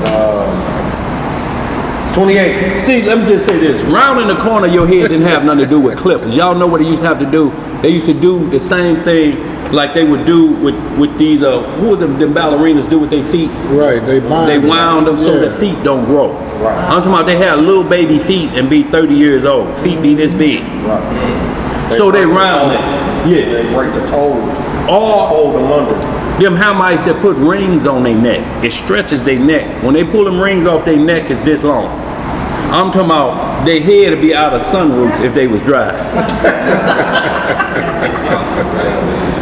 So Is that what like with your head hanging our high? mothers, they didn't rub our lopsided heads when we was little. Look, when you was a baby, they had to shape your head. If you was born and your head was kind of lopsided, they had to mold your head, you know. But they wasn't making it round like that. I'm talking about like all this plastic surgery and stuff to make the head round is. And what they would do, they would wrap the Egyptians, the what they would call the long heads that they thought was aliens. When y'all see them pictures with their head that long, they would round the corners of their head. They would keep wrapping straps around it, and it would elongate. And when you see them long, elongated heads, you know, now some people just born like that. They had a question mark head. You know, it just the back of their head look like this. You know, it's like that part hangs over. But that's born that way. I'm talking about they wrap that stuff and then they tighten it up and then wrap it again, and you have them elongated heads. They did. That was a ritual or a tradition Yeah. for them because they believed that the longer the head, the more knowledge you. Really, they said that you contain more knowledge. It's just like the pharaohs or the Europeans would eat the flesh and drink the blood of the recent executed, feeling that they would inhabit their spirit or their spiritual prowess or whatever they had of the people they put to death. Absolutely, y'all. Where y'all think the word berserk come from? He gone berserk, and he gone berserk. It was Scandinavian warriors. used to kill bears and wear the skins over there, and it gave them power, so they thought. And they would be running, and the people was actually saying, "Here come them bear shirts." But it went to berserk because they was hollering with them bear skins on. They want you to think like a grizzly bear was charging you. Ah! With swore, and they come later, but they go berserk. They running with them bear shirts on. They're actually bear shirts, so that's where berserk technically came from. But you would think somebody crazy charging at you. What if somebody was just charging at you with a pit bull coat on? You know, just with the head on his head. On the head, yeah. So that's what they would do. They would put the head of the animal on their head. To appear more ferocious and more beastly, to put more fear into the enemy. And so this was, I mean, you see it in Conan the Barbarian. Yeah. I mean, they did it. The barbarians did it. They put on, the Vikings did it. Right. Wore the horns of the buffaloes and all that, you know. James Earl Jones was in Conan the Barbarian, wasn't he? And he was also in Coming to America when it said, "Is that velvet?" Yeah. He still had that thing animal on, didn't he? Yeah. Oh, okay. In Conan, he was the serpent. Right. Where we at, bro? Go ahead, bro. LC here or something. Go ahead, LC. How can you find out where nations come from a long time ago? All of them get off the ark. Every nation on earth got off that ark. Ain't nobody on earth didn't get off that ark. Nobody. So either they're descendants of Ham, Shem, or Japheth. They may have died out and Abraham's offspring filling those land masses, but anybody got on that ark, they came from 8 people. Everybody on this earth. On this earth came from 8 people. That's it. You can't get nobody else on planet Earth besides them 8 people. Go ahead. How can you line up and find how can you do a blueprint where they came from? It tells you. I mean, it'll break down the table of nations, Genesis 10th chapter. Get into Sirach also, the book of Jasher, 10th chapter, 11th chapter as well. But it breaks down what's called the table of nations. It gives the lineage. Just like in Genesis 4, Genesis 5, it gives Cain and Adam's lineage, both sons, both boys. It gives their lineage back to Adam. Everything goes back to Adam. Nothing goes past Adam. Also, you can get the book of Flavius Josephus. In his table, he has the records, and it shows, where all the people started migrating off into various lands and regions. In the Antiquities of the Jews, it's there's several books out that are written, but according to Scripture, because he takes the records from that were left behind from his forefathers, which were Levitical priests and things of that nature, who held true the records of the migration of people. Right. So you can also find it in there. But you want to make sure that whatever books you look at there line up with these 66 books. Prophecy. Line up with prophecy. Because if we were not on them slave ships, we can't make the claim who we are. It don't matter who we mix with. It don't matter how it happened over here. If we're descendants of them slaves, then we fit Deuteronomy, and you can't be race mixed out of it because we got the blood covenant. That's why everybody on planet Earth say, if you mate with us, you gonna become them. It's not the other way around. The power is in our women and our men. It's not just the man. If it's just about the man, they kill that prophecy overnight. Kill all the man on the plantation and we have sex with all the women. What that do now to the nation of Israel? But the women, like Sally Hemings, who Thomas Jefferson had 6 children by, all of them stayed on the plantation. They got no inheritance of their father, who was Thomas Jefferson. Right. Because he knew these are Israelite women, just like Leviticus 24 tell us. The Danite woman who had a son by an Egyptian man. Them 2 black people, ain't it? Mm-hmm. But it's separating them by nation. It say that the Israelitish son of the Israelitish man spoke out against the law. But he got judged by his mama's lineage, being the descendants of Dan. They judged him by that law off his mama's side. They didn't go with the Egyptian side. Same way they're doing Meghan Markle now. They punishing her off her mama's side, not her daddy's side. She's getting punished about that because they know that baby gonna like chicken. That her and Archie got. But They're having a problem with that. Go ahead. But her father and her on her father's side, they can trace his lineage back to them. Yeah. Back to the queen. So they punished her for her mother's side, not her father's side. And see, those people, they believe to keep their bloodline pure, that they believed in incest. Right. Because they believe they're the only ones who had the knowledge and the intelligence to rule the world. Right. So they believe in incest. Queen, what's her name? Elizabeth. Queen Elizabeth and Prince Harry, her husband, were first cousins. They were first cousins. Yeah. So y'all have to understand these things when they call themselves keeping pure bloodline. But y'all, the people that's in the land right now, just watch the land prophecy and your time period. So you know who's in the land is fitting the prophecy. If I'm going to gather you right before the if I'm going to gather you from the four corners of the earth right before the second coming, then you can't be at home. You're not fitting prophecy. You can't be at home. You ain't no gathering for you, is it? He didn't say gathering from the three corners, did he? No. He said four corners. That's right. How do you get gathered from Israel if you're already there? Or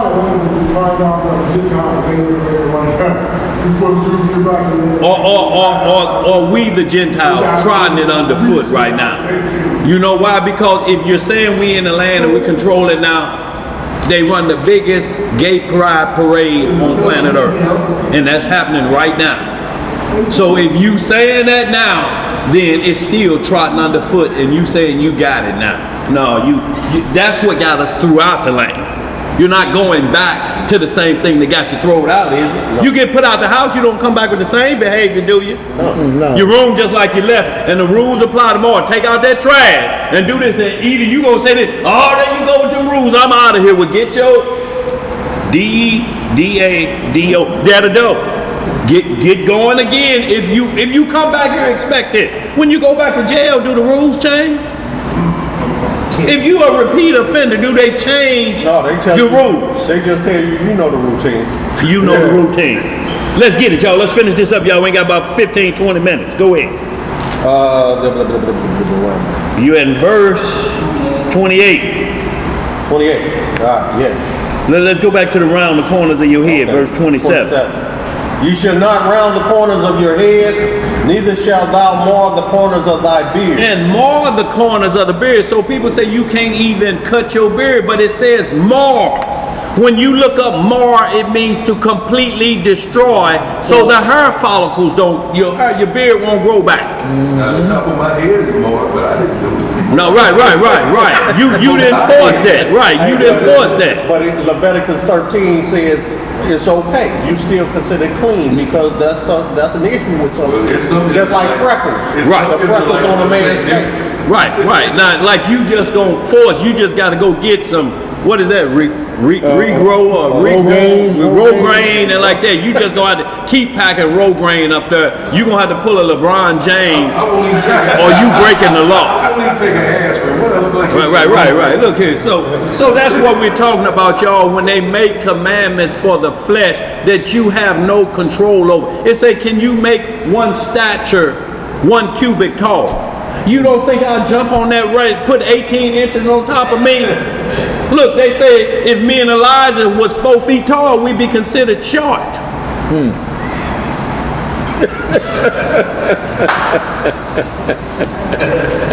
It took a little while, but they finally got it. But look.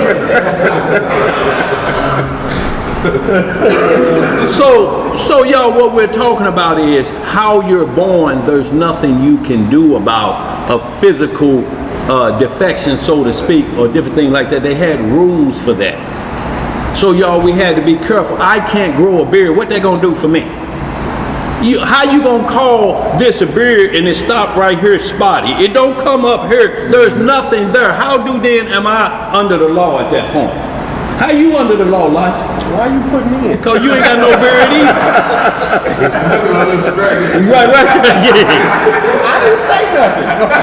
And look, y'all, let me say this again about Esau and Jacob. When Rebecca dressed Jacob up as Esau, she went and got goat hair. Goat hair is fine. Lays down. It's laid down just like we just read about Esau. It lays down when we read about the Caucasus. It's fine, what's called fine and curly hair. She put that on Jacob. Jacob, hair was like wool. That's Israel, it was like wool. She knew not to go get sheep hair and put it on him. Right. She put hair of a goat. When you look at goat hair, it's similar to white people hair. She didn't go get a sheep, which is woolly hair. Because he didn't know that right off. He felt it. He like, okay.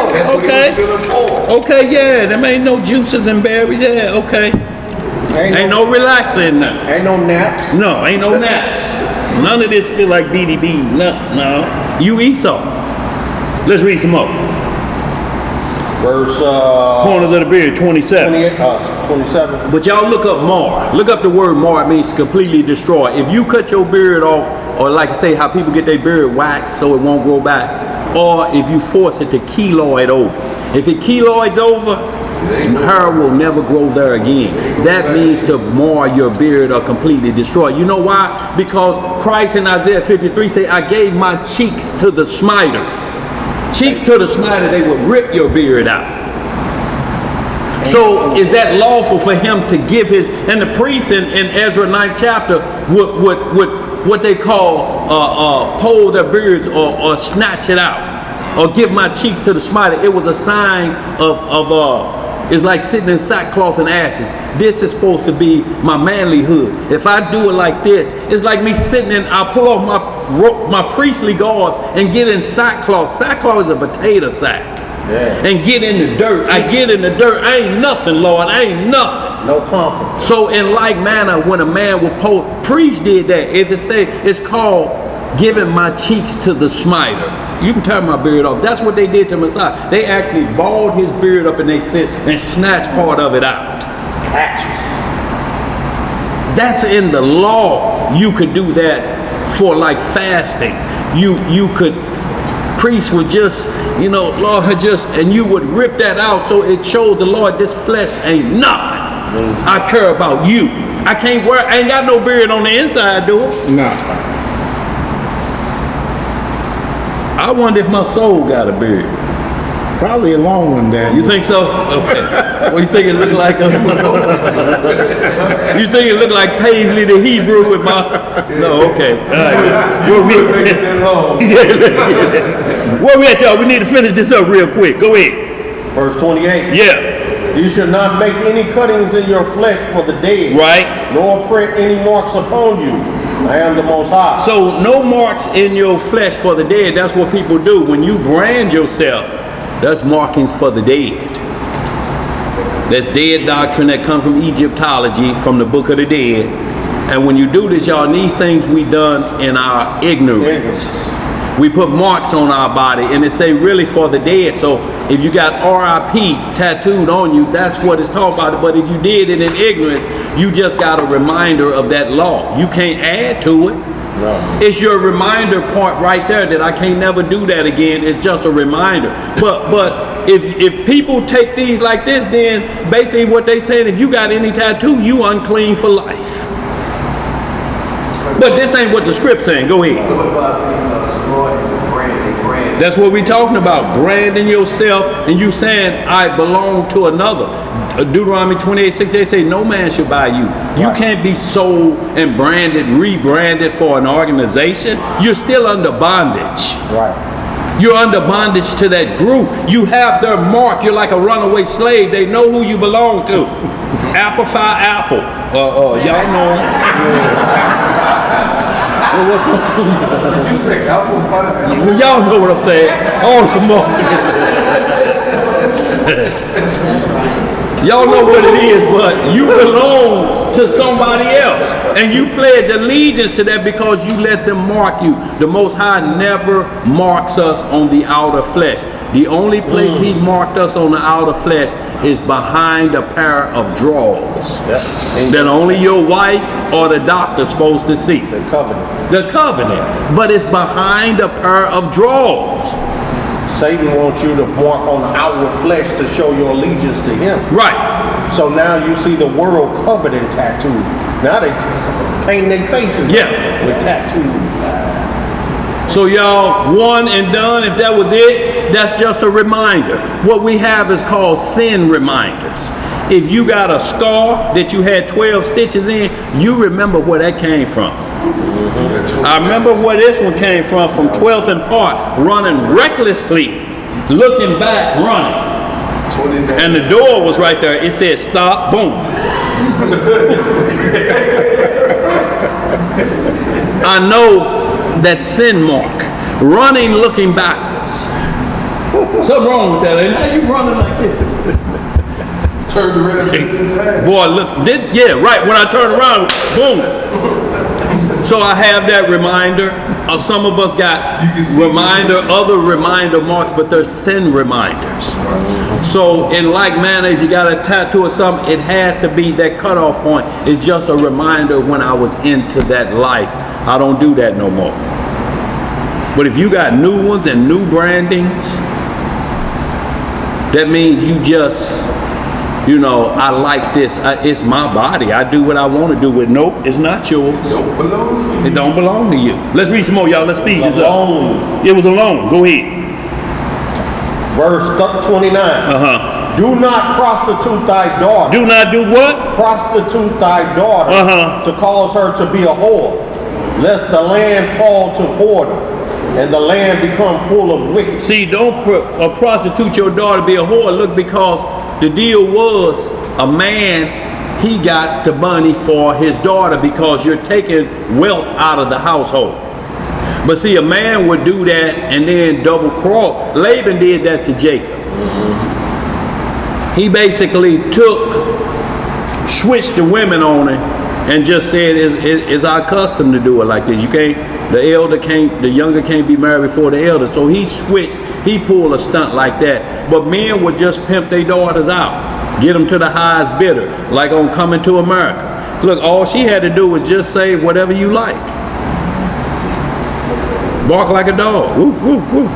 Whatever you like. See, and that's not all he has. He like, you don't have your own mindset. No, I ain't got nothing. Your mindset is my mindset. So, y'all, we have to understand these things and pimp them out like a whore. That's why they had Numbers 5th chapter. They had what's called the marriage bed sheet. Because there's a difference in hymen and flower blood. There's a difference. There's a difference in color. So the father would get the sheet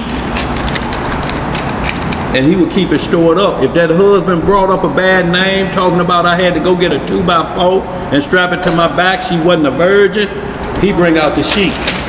You a liar. You're bringing up a bad name on her.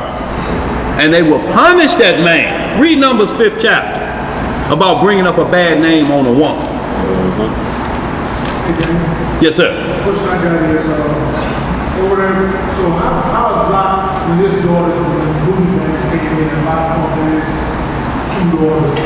Well, that was always the thing, because that's a natural order of things. I'd rather for you to have sex with a woman than to force sex on a man.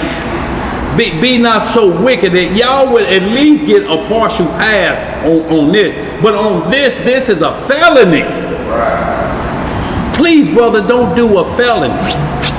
Look, I'll get them. They told them, look, we don't want them skanks. We want mangina. Now, get out of the way. Or we gonna straighten you out. Now bring them men to the door. Hey, y'all, that happened also in the, what is it, judges, the Benjamites or whatever, did the same thing. Benjamin was almost wiped out for that wickedness. Benjamin was doing the same thing. I'm talking about y'all that they were the women. Right. You just say, here's a woman, man. here's a woman. Shoot, the whole tribe of Benjamin was like, nah. Not only this, but not to let wickedness get in the earth, you would offer your daughter. Man, just take the daughter. And they were virgins. Yeah. Had not known a man. They were like, no, we don't want them. We want Yeah. men's. That's what we If you want. keep talking, we gonna have you. That's what they told him in the book of Jasher. They say, now you keep talking. But the And watch, don't you ever have diarrhea again. Now send the men that's out here. Where we at, y'all? We got to speed this up. We got 10 minutes. 10 minutes, y'all. Go ahead. No. Boy. Verse 30, y'all.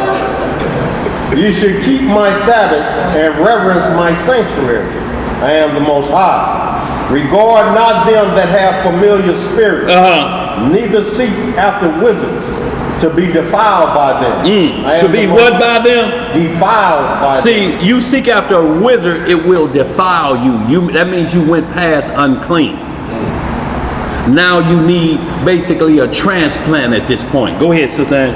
What does this mean, a familiar spirit? That's like Miss Rudolph, a soothsayer with the 5 hands, the palm readers.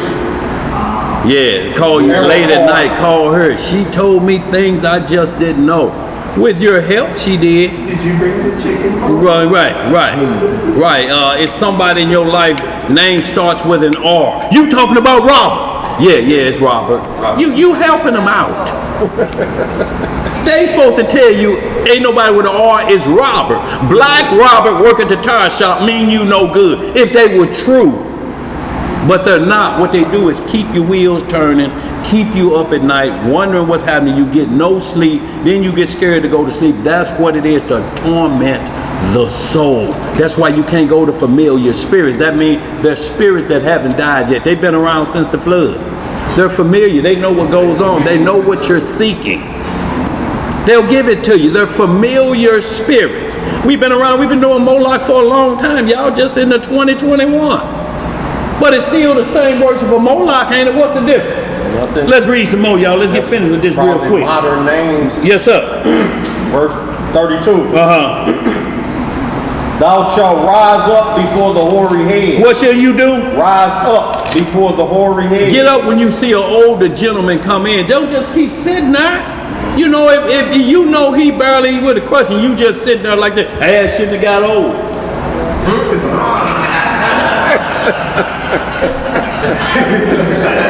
Shit, my back hurt. Hey, boy. Let's get some more. What else to say, brother? Thou shalt rise up before the hoary head. Yeah. And honor the face of the old man. And fear the Most High. I am the Most High.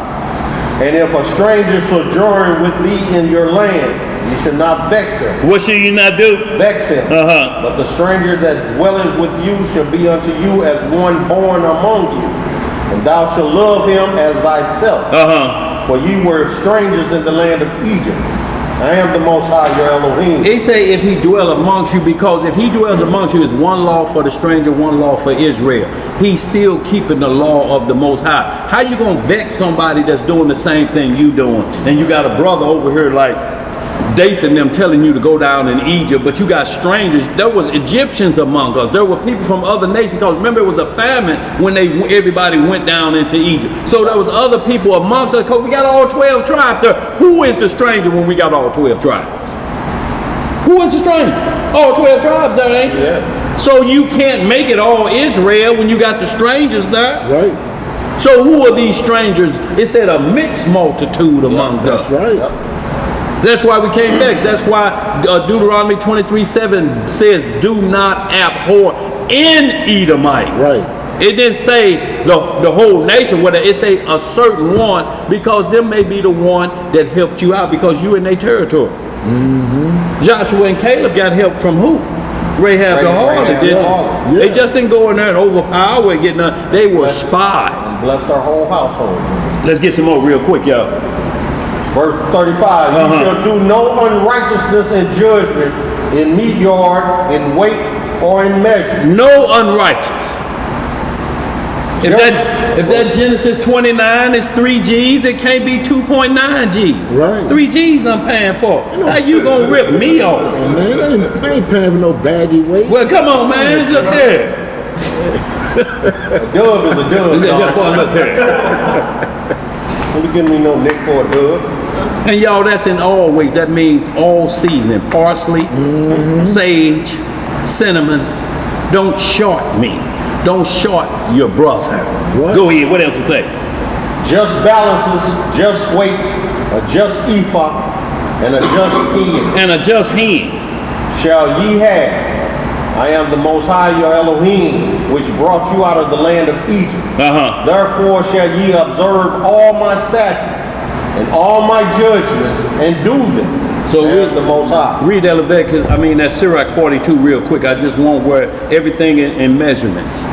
Right, man, because y'all, we're not supposed to do usury. Technically, y'all, we ain't supposed to do interest to our brother. Right. See, because technically you can't be a co-signer unless you're willing to take the whole loan on.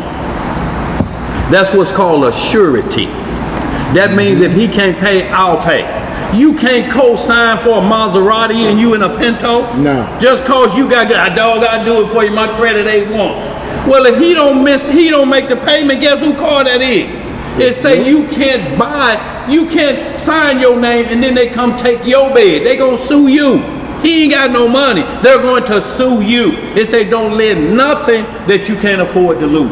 That's what the Bible say, because you have to be in that position in case they died tomorrow. What are you gonna do about your loan? What you gonna do? Wake them up in the casket? No, you ain't gonna die on me. Where's my paper?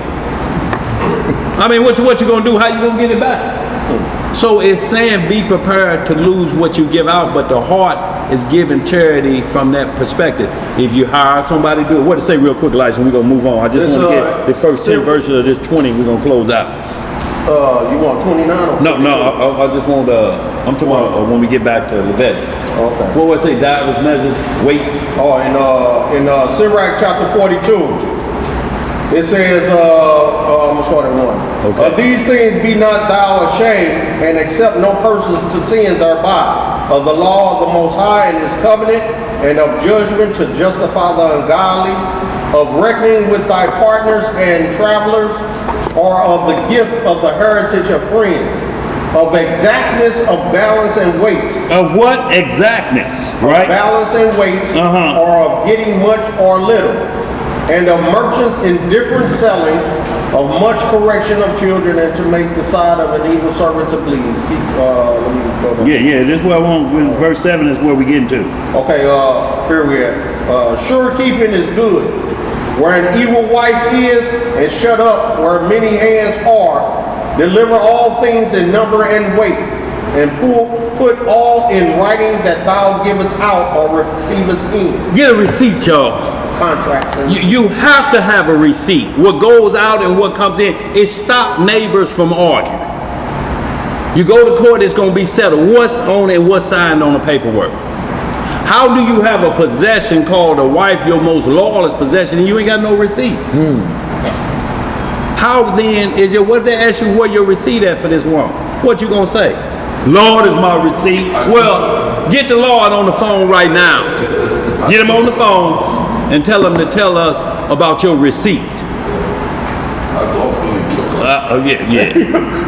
You took it. 20 real quick, y'all. We're gonna read the first 10, y'all. We're gonna call it a day. But also read that Sirach chapter 29. It talks about the lending of money. It's called a surety. That's what we talk about, y'all. Surety. That means being a co-signer. But you only way, it's like a godfather. Somebody make you godfather. That means you're prepared to do everything for that child that his parents had planned for him before they passed away.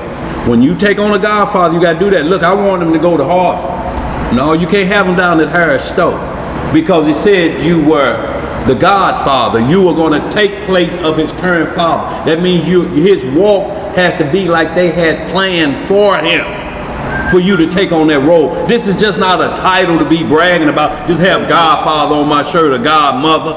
That's a responsibility of that child if their parents pass. Yep. What else we got? Y'all read that Sirach 29 and speaking of. What you got? LC. Read, say it a little bit louder, LC. He who loves stewardship without security. Oh, you're going to pay the price. If you keep putting it out for somebody else and it hurts you, you can't lend what you don't have. You like, shit, man, you got $40. I got $22.16 I can loan you out of the $30 that I have. I can't give you all I won't get home. You cannot do it. Because it's going to make you bring up an evil name on that person. What you let go of, it said don't let your right hand know what your left hand means. That don't mean don't count the money. It just means once it leaves your hand, it's out of your control. Right. It's gone like good candy. And if you're expecting something in return, then you're already in a losing battle. That's right. These first few verses, y'all, are 20, y'all. We're going to close out. I just lock and load Proverbs 3:29 is a one-liner, and Proverbs 25:17 and 18, y'all. We'll conclude with that. Leviticus chapter 20. We're going to just run them first few verses, y'all. We're going to get on out of here. And the Most High spake unto Moses, saying, Again, thou shalt say to the children of Israel, whosoever he be of the children of Israel, or of the strangers, Or of the who? strangers that sojourn in Israel, that giveth any of his seed unto Molech, he shall surely be put to death. The people of the land shall stone him with stones. And I will set my face against that man, and will cut him off from among his people, because he hath given of his seed unto Molech, to defile my sanctuary, and to profane my holy name. And if the people of the land do any ways hide their eyes from the man, when he giveth of his seed unto Molech, and kill him not, then I will set my face against that man, and against his family, and will cut him off, and all that go a-whoring after him, to commit whoredom with Molech from among their people. See, so this was a hard thing. This is what you had to do with your neighbor. Sometimes you may have had to, what they call snitching on your neighbor, but snitching is if you're involved with the same crime and tell on somebody. Snitching is not like if you see somebody making a golden calf and you don't say nothing to them. Man, you finna go to hell. You making a golden calf? You can't judge me. I'm not going to judge you, but I'm telling you, you keep on making that and bow down to it. It's a hot place for you, partner. That's not judging him. That's just letting him, admonishing him. Now, if I'm saying the same thing and I'd have made the horns for that golden calf, then I'm a hypocrite. Let's read some more, y'all. Let's get this and get on out of here. Verse 6. And the soul that turneth after such as have familiar spirits, and after wizards, to go a-whoring after them, I will even set my face against that soul, and will cut him off from among his people. And y'all, we'll have men chasing wizards and sorcerers because they think the Lord ain't answering them no more. So they'll go to somebody that say, I can heal, but yet you still plagued. Something wrong with that, ain't it? You're chasing a wizard. He has limited power. And it's only limited in your stupidity to listen to him. That's where it is. As long as you be a numbskull or a head like Jethro Bodine, you're his perfect candidate. Let's read some more. Sanctify yourselves, therefore, and be ye holy, for I am the Most High your Elohim, and ye shall keep my statutes and do them. Right. I am the Most High which sanctify you. For everyone that curseth his father or his mother shall surely be put to death. He hath cursed his father or his mother, his blood shall be upon him. Do y'all understand why the fifth commandment is so important? We can't get outside that, y'all. Your parents make you mad, walk away. Walk away. Let's read some more. And the man that committeth adultery with another man's wife, even he that committeth adultery with his neighbor's wife, the adulterer and the adulteress shall surely be put to death. What they gonna be? Put to death. Yes, sir. And the man that lieth with his father's wife hath uncovered his father's nakedness. Both of them shall surely be put to death. Their blood shall be upon them. And if a man lie with his daughter-in-law, with his who? Daughter-in-law, both of them shall surely be put to death. They have wrought confusion. their blood shall be upon them. So what it's saying, if he have a baby by his daughter-in-law, what the baby gonna call him? Uncle Daddy or Popo Daddy? Daddy Popo. It's confusing. Nigga, what are you? What, right. Go ahead. 13. If a man also lie with mankind as he lieth with a woman, both of them have committed an abomination. They should surely be put to death. Their blood shall be upon them. And if a man take a wife and her mother, right, it is wickedness. It is what? Wickedness. See, and then you have these people just read that 2 Samuel that we read about David, when the Most High say, I gave you your master's wife. Well, Saul was your master. His wife is your mother-in-law. You're married to his daughter. You can't have the mother and the daughter and say the law is at fault. Not my Hebrew definition of bosom. It's the law that's at fault. We'll see where the fire goes. Well, we'll see where the fire goes. Go ahead. Yes, sir. Yeah, down to 15. They shall be burnt with fire, both he and they, that there be no wickedness among you. You know why this is? It's because in Genesis 35 or is it 38 where Judah had Tamar, his daughter-in-law. The first thing it said, burn her with what? Fire. With fire. But he says she more righteous than me because I got drunk, didn't even know it was my daughter-in-law, and out whoring around. I gave her my staff, I gave her my signet ring, I gave her everything for them 2 minutes, and it was gone. And then I come back looking for my stuff, and she gone. Right. She was gone. Go ahead. Where we at, bro? Couldn't even get 5 out Boy, of look at it. And if a man lies with a beast, he shall surely be put to death.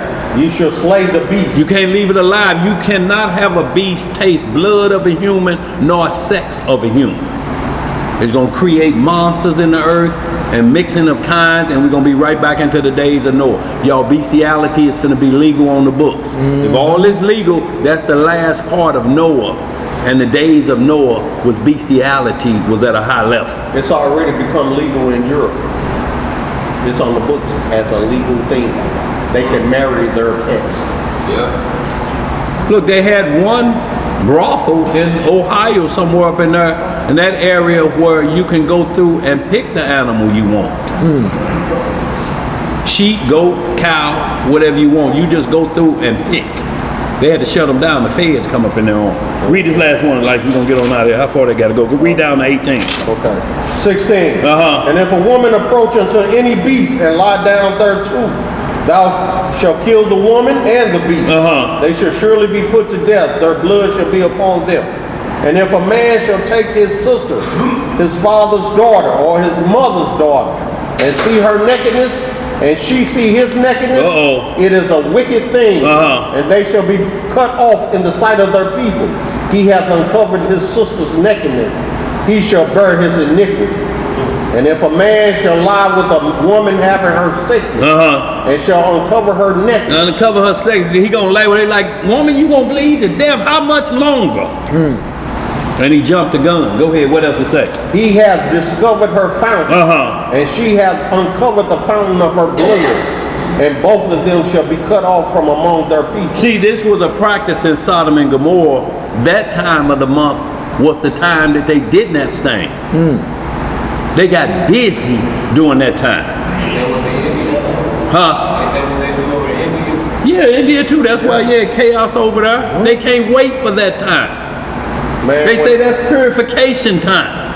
Heathens loved it because when I was in high school, these heathens used to always talk about earning red wings.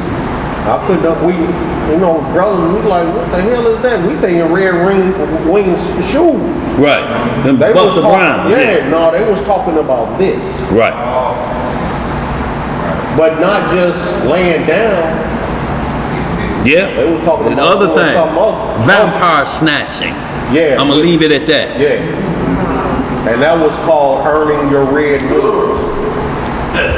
Now this was when I was in high school. This was back in the early 80s. So I can only imagine where it's gone to now. Yeah. See, because it has to be what offends the Most High the most. That's how you show Satan your allegiance. That's why they kill children and sacrifice babies, because they know what he said. If you hurt one of these, you might as well tie a millstone around your neck. They jump right in the fray. Well, hurt me then, because that's where I'm starting off. Where's some chillings at? Finish that just a couple verses. We're going to get on out of here, y'all, because I want to hit them last two. I tell you what, hold that off at 21. All right.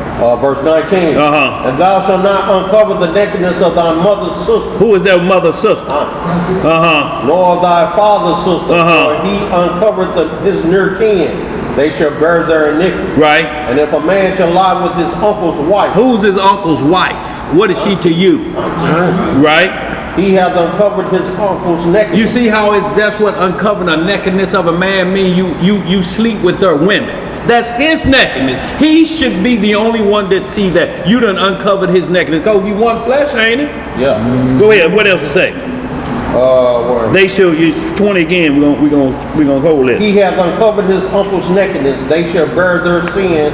They shall die childless. So y'all read the rest of that, y'all, and get into 21, because then 21 gets into all of 21 is what the high priest and his sons couldn't do. So you can't look at chapter 21 as for the common individual. All of 21 is talking about Aaron and his son. You can't go in there when it say he can't have a wife of another nation.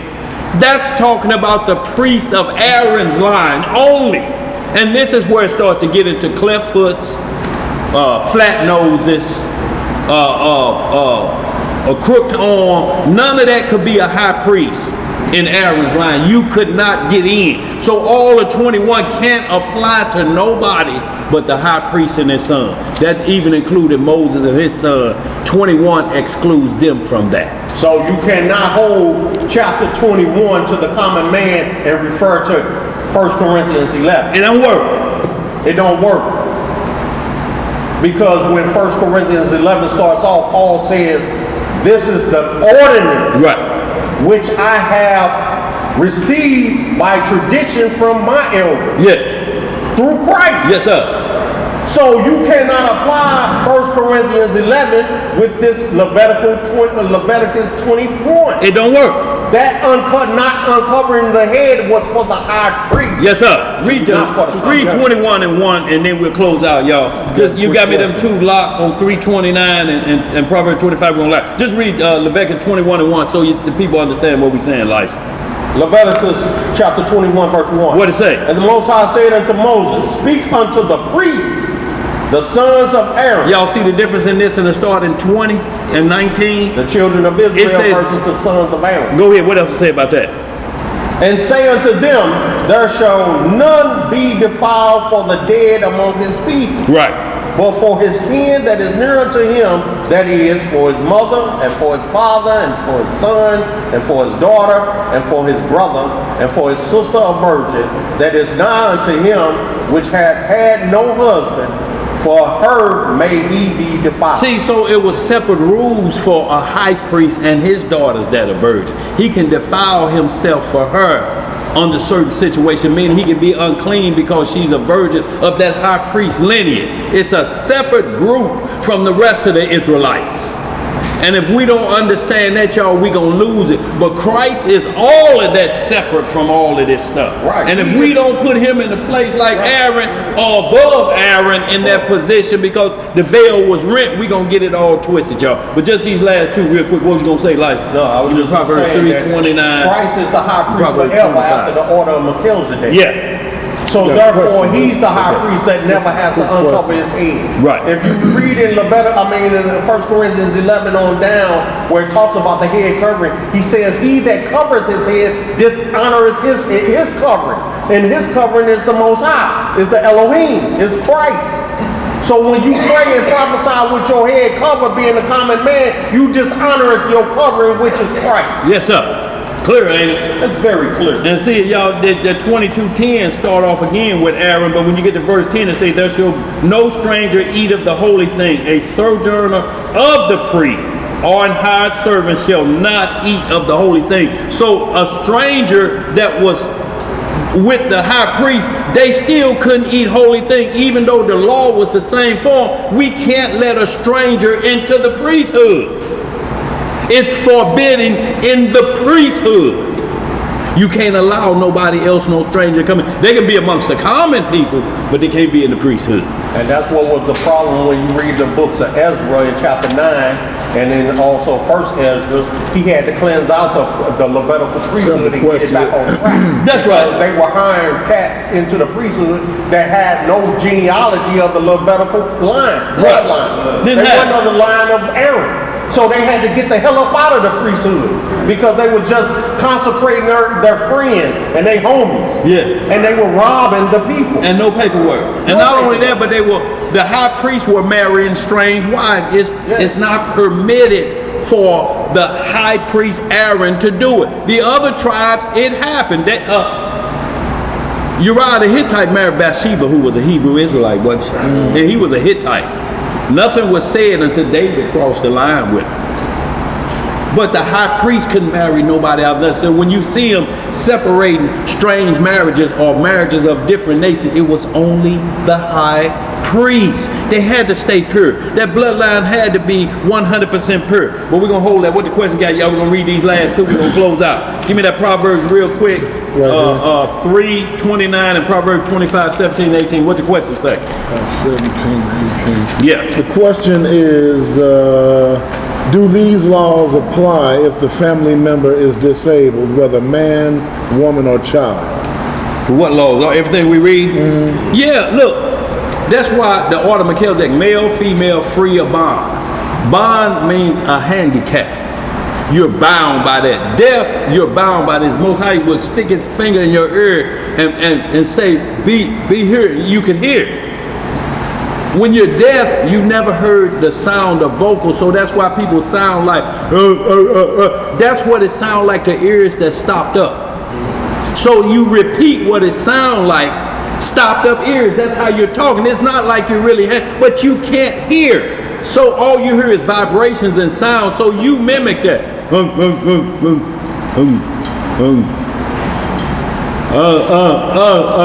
Because you can't hear. You feel the vibration, so you do it back. Y'all, it ain't hard, but the laws were set for everybody, and you dealt with a man with that problem according to the law for a man that's bound by an evil spirit. He's not the same as you go a different route with somebody that's not bound by an evil spirit for that particular law. Satan bounds people and stop up their ears so they can't hear the word. At birth he does. He'll get into the birth canal and cause damage right there.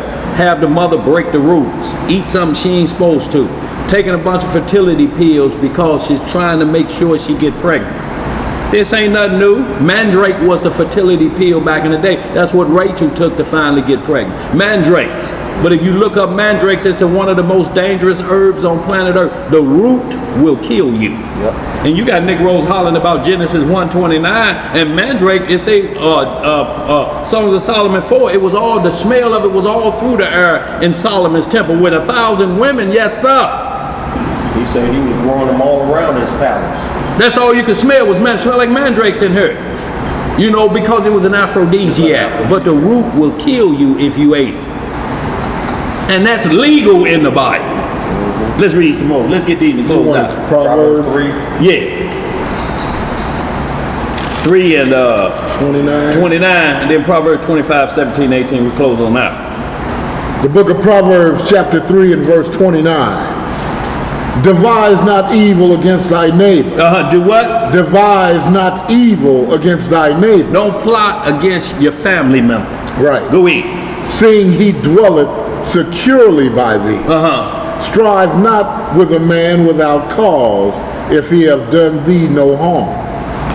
Envy thou not the oppressor, and choose none of his ways. You can hold that. That's all 29. You went down first. That was 31. Okay, go on Proverbs 25:17-18. We close out. Y'all want to get into the parable of, y'all read that on your own.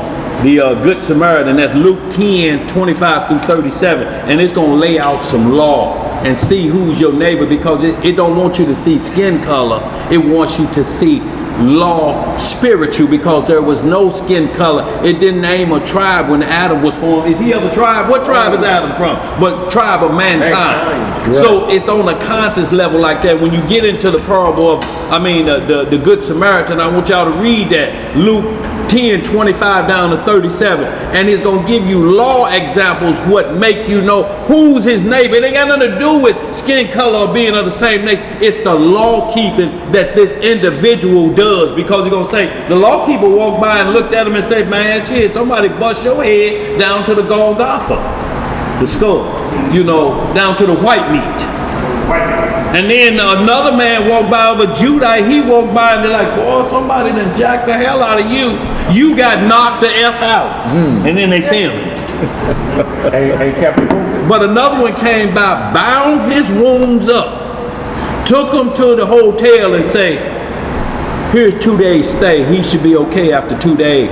I'm going to make another journey. When I come back through, I'm going to check with y'all. If he had to stay longer than 2 days, I'll give y'all the pay. But notice, ain't nobody putting up nobody overnight. 2 days, just like hospitality is. You stay for 1 or 2 days and then you get going. Nobody housed nobody. You couldn't bring your family photos in there and you get a dressing and putting your diplomas up on the wall. You're here for a day. Now this man was bound up and beat up bad, wasn't he? And he said 2 days, that's all recovery time you need. I'll pay for that and you get on your way. That way I know you're not out here just jacking and get beat up.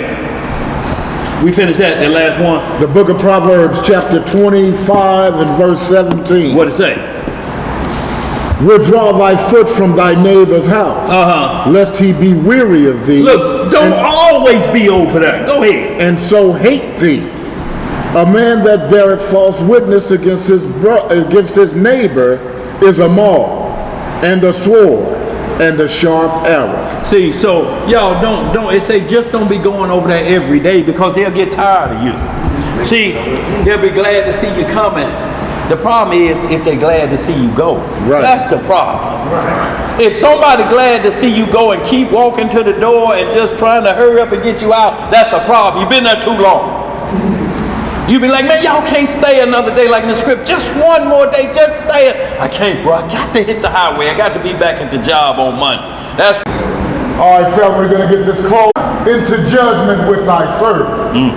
For in thy sight shall no man living be justified. For the enemy hath persecuted my soul. He hath smitten my life down to the ground. He hath made me to dwell in darkness, as those that have been long dead. Therefore my spirit overwhelmed within me. My heart within me is desolate. I remember the days of old. I meditate on all thy works. I muse on the work of thy hands. I stretch forth my hands unto thee. My soul thirsteth after thee, as a thirsty land. Selah. Selah. Hear me speedily, O Yahweh. My spirit faileth. Hide not thy face from me, lest I be like them that go down into the pit. Cause me to hear thy loving kindness in the morning, for in thee do I trust. Cause me to know the way wherein I should walk, for I lift up my soul unto thee. Deliver me, O Yahweh, from mine enemies. I flee unto thee to hide me. Teach me to do thy will, for thou art my Elohim. Thy spirit is good. Lead me into the land of uprightness. Quicken me, O Yahweh, for thy name's sake. For thy righteousness' sake, bring my soul out of trouble. And of thy mercy, cut off mine enemies, and destroy all them that afflict my soul. For I am thy servant. Hallelujah! Say God! I got a shekel or two, y'all would greatly appreciate it. Thank y'all out there, worldwide audience, for y'all continued support. 143. Thank y'all very much for y'all continued support. Yes, sir.